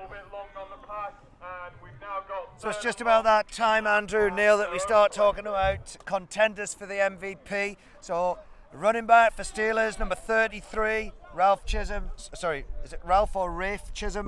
Ralph. Sorry, I'm making a mistake there. Ralph Chisholm, he's had a good game. He's got lots of hard yards. He's broken a few good tackles. Number 5's come in.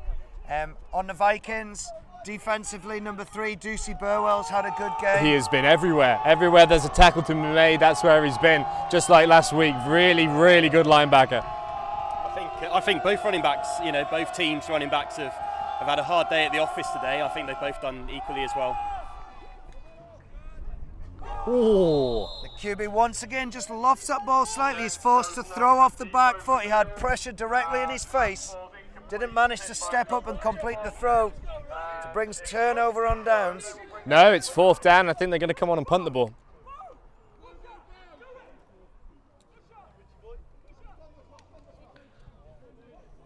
Yeah, I think they're going to punt the ball away now. Bringing out the punt team. Is this time to see a fake punt or a rugby punt? We've seen them run the rugby punt where the punter can move to the side and decide to whether either kick it or keep it. Key here for the outside guys at Sandwell is just keep playing man. Great rush. Don't let them get downfield. So it's a booming punt, but importantly for Vikings and the Steelers, it's a change of possession and the Steelers get the ball back, Neil. Yeah, I think that's a difficult play call for the OC. I think, where we are in the game, I think, to try and get something from it or to try and get the win, they would have needed to go for it. Probably be a little bit too obvious in terms of timing for any trickery on a fake punt or anything like that. I think that's a difficult play call for the OC. I don't think there is a right decision there, but I probably would have gone for it and just had a go.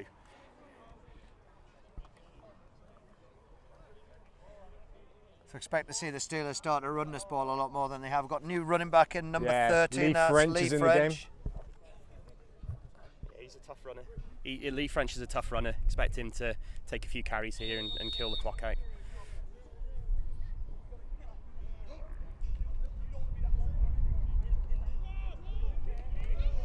Whew. Lowers a hit as well as he goes down on number 21. Really nice run. Connor Joyce was in on the hit. Ducey Burwell were in on it. We've been calling their names all season long, Andrew. I mean, they've been two of the leaders on this defence. I think with the when we're going into the MVP conversation. I think you look at that first half, you look at how on successive drives Sandwell were able to move down the field, and the pinpoint passing. You look at Tristan Varney, for me that would be my vote for it, simply for the way that he's been able to orchestrate the offense, making good decisions. Obviously in the second half there was that throw off the back foot.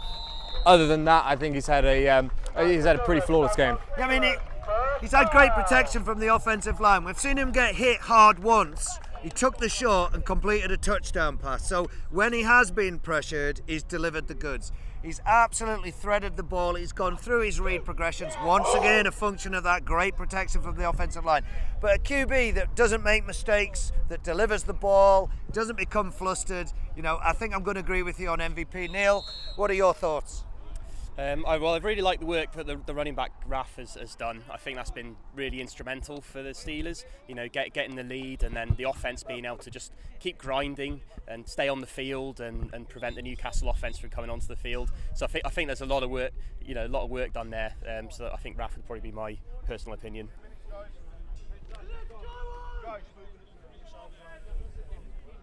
What do you guys think at home? I mean, you've been watching it. Put a comment in on the live chat. I believe this is the 2-minute warning. Yeah, 2-minute warning. 2 minutes left in the Northern Div 1 season, so let's hope the boys can see it out.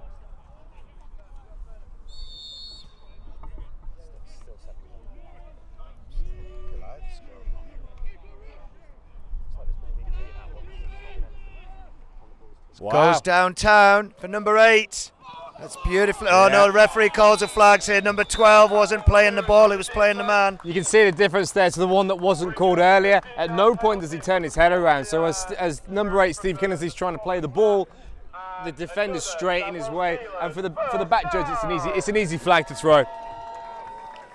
If you don't turn your head around, then there's always going to be a flag there potentially. But a bold move. Even with the game as it is, all they need to do is run the ball out, little play action, dump the ball over the top and give it a chance to keep scoring.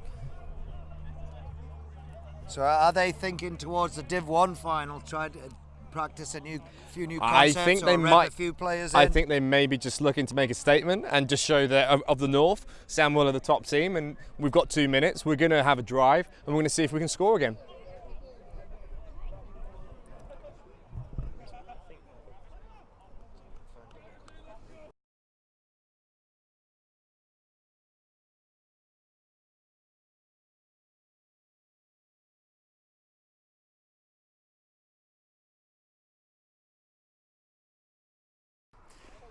Okay, big pressure. Yeah, there was a blitz up the middle there by Northumberland. Really great timing on the snap count, and no chance to even get upfield on that. When the Vikings defense don't want to give up a score in the second half, it's as simple as that. Yes, they are losing the game, and let's be honest, the game is pretty much over, but they want to shut this potent offense out in the second half. That's it. They've adjusted really, really well to what Sandwell have wanted to do. They've caused turnovers, they've got interceptions, they've got fumbles. It's just unfortunate the offense wasn't able to come up with points. Again, you look at what happened with the game here last week. Sandwell have almost done the exact opposite of what they did. They Double scored. blitz again from the Vikings. Pressure's coming, he gets rid of it. That's a beautiful offload. And once again, Tristan Varney in all sorts of pressure, stands strong in the pocket, takes a little easy check down. I say easy with 2 guys in your face. Manages to find the receiver and just keeps those chains moving once again, Neil. Austin's a really nippy kind of receiver. He sits down in the zone and is able to take that upfield, find the first down marker. Really effective play. I think Sandwell's offensive performance in the second half it's just been professional. They've not tried to force anything, which would give the Newcastle defence an opportunity to pick and to close a score. They've just been playing safe, playing error-free football. They've been doing everything they've needed to this second half. It's a hard count, looks like they're offside. What a shame it was a run play called instead of a pass. They could have had a go at the top. About 5 yards, and I think this will probably be the first Viking timeout.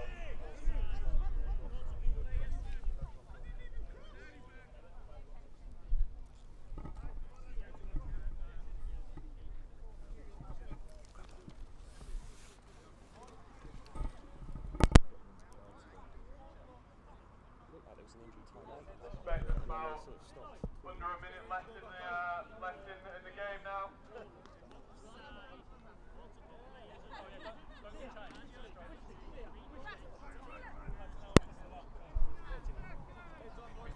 Penalty result, Steelers still being on first down, first and 5. Can't be long left in that.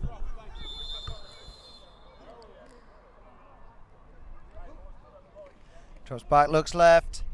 Throws it underneath to number 88 again. Again, Austin on that crosser at the sticks. Really nice way to move the chains. And now they're going to have a set of downs to go for the end zone and finish the game off. Are we going to see them kneel it out, or are they going to go try and punch it in the end zone? If I know Ryan Baker, I don't think he's going to call a kneel out here. I think they're going to have a couple of goes at the end zone. Gives it inside. Immediately met by Burwell and Robbie Brumpton up the middle. Although that will be the game. And that is it.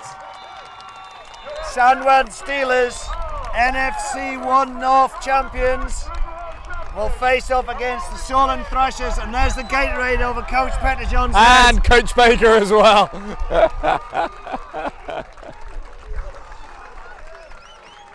Well, it was a great performance. We talked at the start of the game about how Northumberland came out strong. They adjusted to what they saw. They really put the pressure on throughout the first half, and there wasn't really much of an opportunity for Northumberland to come back in the second half. I think the big difference between these two teams, Neil, is that second quarter, the Steelers just managed to put it into an extra gear and separate themselves from the Vikings, because the second half it was stalemate. The first quarter was close, but Steelers in the second quarter, that's where they won this championship.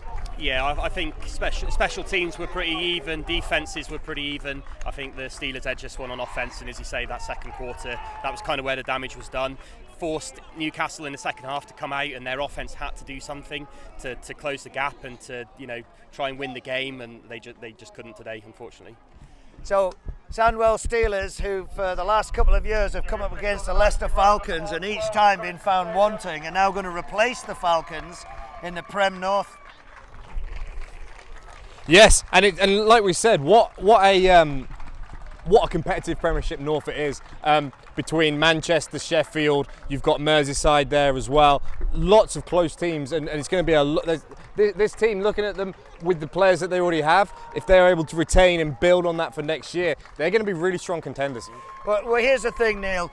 We're talking about now these two teams, the winner of this game has got to go up and compete in the Premiership. Do you believe that Sandwell is the better organisation overall to compete in that Premiership division? Knowing what I do about Sandwell and what they have off the field, this setup here, probably yes, I think, to be totally honest. They've got guys, Stuart Andrew, I think he's in hospital with a baby, so congratulations, or will very soon be due. I think off-field Steelers have kind of a bit more maybe of the complete package. That's obviously not to say that Newcastle aren't, but I think you're looking at two very good teams, East Kilbride Pirates and Northumberland Vikings, both of whom didn't get promoted. And that's the calibre of team that's staying down in Div 1. And I think Sandwell Steelers deserved winners today. They've had the perfect season. They managed that great come from behind fourth quarter victory against East Kilbride Pirates to win by a point, and to get up into that Premiership football, you really have to dig deep and do it in these big games. Andrew, what are your thoughts? That's it. It's about big moments and big players, and having those players that you can count on. On the defensive side, we were calling 2 or 3 players' names constantly. They were making plays, and they were making sure that Northumberland couldn't move the ball. On offense, it was Raf running the ball, it was Tristan throwing the ball, it was the key receptions by the receivers. Overall, it's a very competent playing staff, it's a very competent coaching staff as well. So if they can keep that rolling into next season, they're going to have a strong year.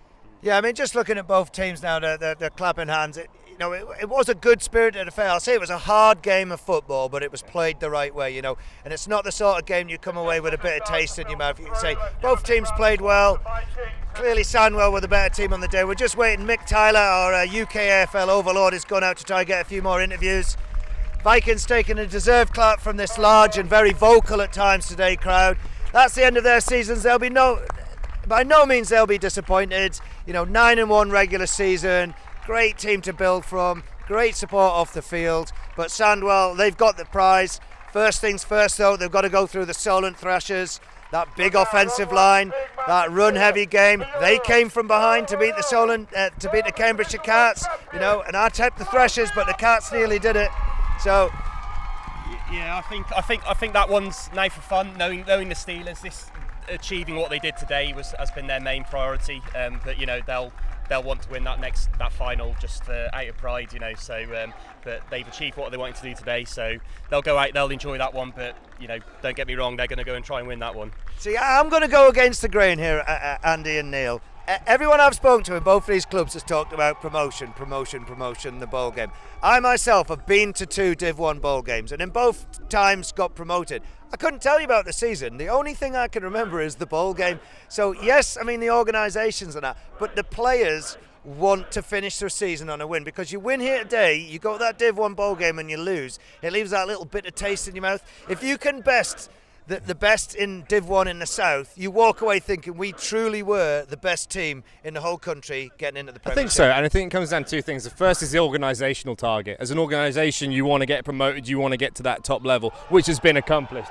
Now, once you get into that film review, it's almost like you forget about today, and it's like, well, we've still got another game to win. We've got a ring that we want to go and order as well straight afterwards. We've got the T-shirts we want to get printed, and then, the focus does become the final, and that's the game that they want to win. We need to start a Twitter campaign or a Facebook campaign, Div 2 bowl game. I mean, there's very few people I've spoken to that play Div 2 that don't want the bowl game. I know it's one extra game and it stretches the finances, but it's a chance for those guys that play for those Div 2 clubs just to aim that little bit higher. They've secured promotion. We're still waiting on those results today, but that's a great thing to do for those guys. Yeah, I mean, we won the Div 2 bowl a couple of years ago. I think as an organisation, the promotion is really what you're working for, and that's the payoff. The next year these guys are going to go away to Manchester, Merseyside, Tamworth. There's some really mouth-watering fixtures. The bowl game though is for the players. It's the fact that both love those bowl games. Yeah, well, you do as a player, as a coach. It's a day out. It's special. So I think Div 2 are just as entitled for their day out as everyone else, to be totally honest. That's my personal opinion. Okay, I'll go against the grain there. I think that to have a bowl game, and then to follow almost like the Bucks route on it, at Division 1 and lower, the seeded team will host a bowl game. So imagine if this was a bowl game here with the crowd and the noise, you can still experience that kind of thing without having to go. I mean, we played a bowl game in Leeds. We're from Shropshire. We played Peterborough in Leeds. No, sorry, it was Glasgow. Sorry, so Glasgow. The year before I went to a bowl game. So Sandwell and Peterborough in Leeds. And you're like, it's a bowl game, but there's one man and his dog in the stands watching the game. So I like the way that Bucks do it. It's Division 1 and lower. They're going to have the seeded team host it. They're going to get a big crowd. It's going to be big noise. It's still a bowl game. Still everything to play for. But I think it's a better framework to work from. Okay, I wonder if I could ask you, Neil, if you could go and hurry over Coach Pettijohn for a quick post-game interview, or who have we got coming over here? Gareth Thomas, we've got coming over, number 3, the cornerback. Made a couple of picks, played a really, really good game as well.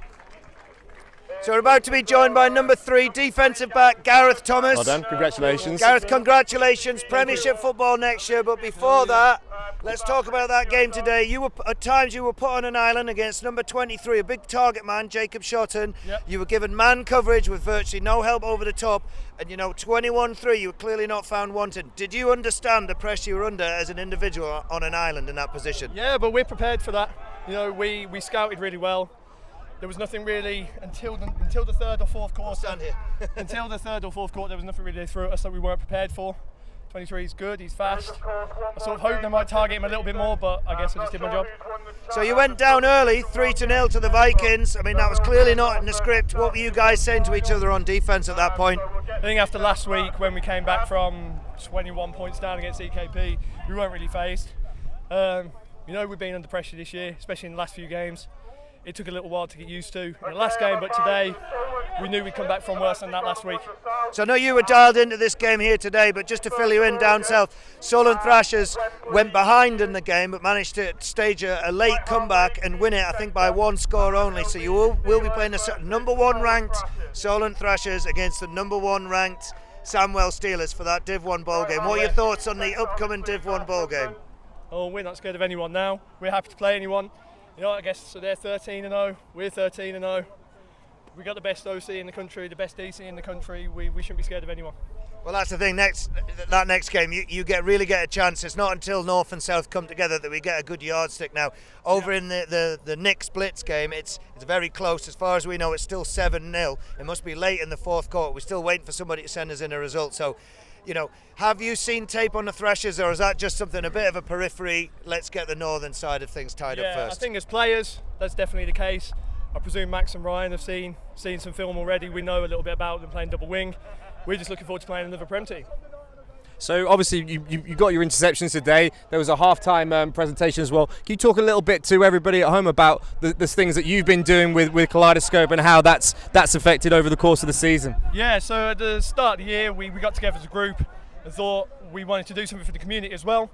We also, so alongside Kaleidoscope, we do some mental health care in the West Midlands, something that was important to us. We wanted to raise some money from them. We've done that through stuff like forfeits at training. We've dropped balls, we've put a little bit of money into a pot. We've paid per interception, per touchdown, stuff like that. And we also, we paid for Steelers youth player, like a scholarship this year. We paid for his subs for the year. Hopefully we'll get to do more charity work next year. That's obviously been really rewarding. And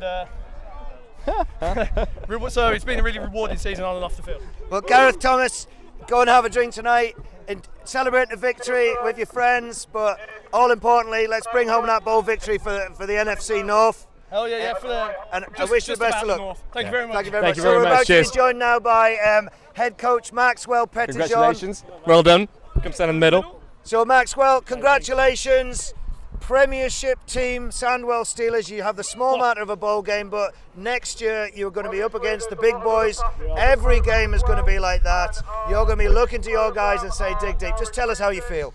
Right now it's hard to process the Premiership side of it. This is just what we've been building towards the programme for 5 or 6 years since it started on a muddy TSA field over there with goose crap everywhere, and it was just. I remember being there back then and thinking, this is a mess right now. No one wanted to get involved in the adult program because loads of keen people, but everyone was just happy to be there. And now to see the competitiveness and all of these guys who've got so much bravery in the way they just want to be the best, and they're ambitious, and it's just like worlds apart from where we were. And we're so excited to be there. There's some brilliant teams in the Premiership, and we want to be playing the best teams every week. We might get beat 100%, but happy to be there. Yeah, I mean, your first year in the Premiership is going to be a test, but we look at your programme here. I couldn't point to one area and say that's a weakness that other teams will exploit. You're a real good defensive performance today. We didn't have any standouts in per se, but your defence didn't leak in any one facet of the game. Offense, you've got big, strong, dominant offensive line. Great QB. I mean, MVP, Tristan Varney. You've got a great QB there, but the run game was solid. Your receivers made some tough grabs. Your special teams, they did enough, but I mean, early in that game, you were trailing 3-0. Were you thinking, here we go again? It wasn't a perfect start. I'm not gonna lie to you. Yeah, it was a tough one. And when we played Vikings last year, I remember the final drive of the game, we gave up 80 yards of penalties, and over the course of the game, we gave up more than 200, and we were just thinking, we can't have another one of these performances where we're just giving up yards for free. But the way that the defense shut down, and then we had that big drive from offense, and that was brilliant, and it really just turned everyone around. And I think the amount of confidence they got from last week was undoubtedly useful. And it's one of them where we always said the whole time through, we envied Vikings and EKP because they got to play the quality opposition twice a year, and we didn't get that until the last 2 weeks. But came through it strong, and I think last week really helped this week. So before we wrap this interview at Maxwell, this is your chance to just give a quick few thank yous, because I know this success isn't about you or the quarterback. There's a whole host of people behind the scenes that have been grafting and working and doing all that unglamorous stuff. So just a couple of thank yous, and then we'll conclude the interview. Okay, so to begin with, our GM, Stuart Andrew, couldn't be here today.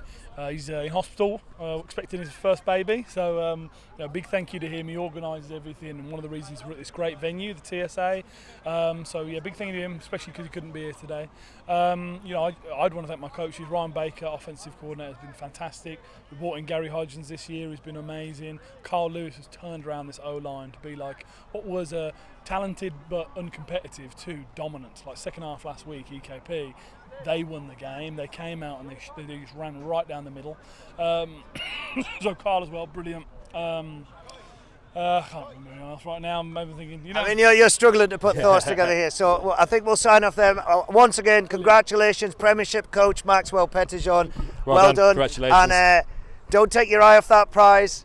Go and win that bowl game for the North. Bring it up and say we truly are the best team in Div 1 and we deserve to be up there in the Premiership. Thanks very much. Solent won, is that right? Solent won. They came from behind. And also we know that the Inverclyde Goliaths were winning 22-6 against the Birmingham Bulls, but we don't have the confirmed score on that one yet. And Tamworth, a score up against London Blitz, 7-0.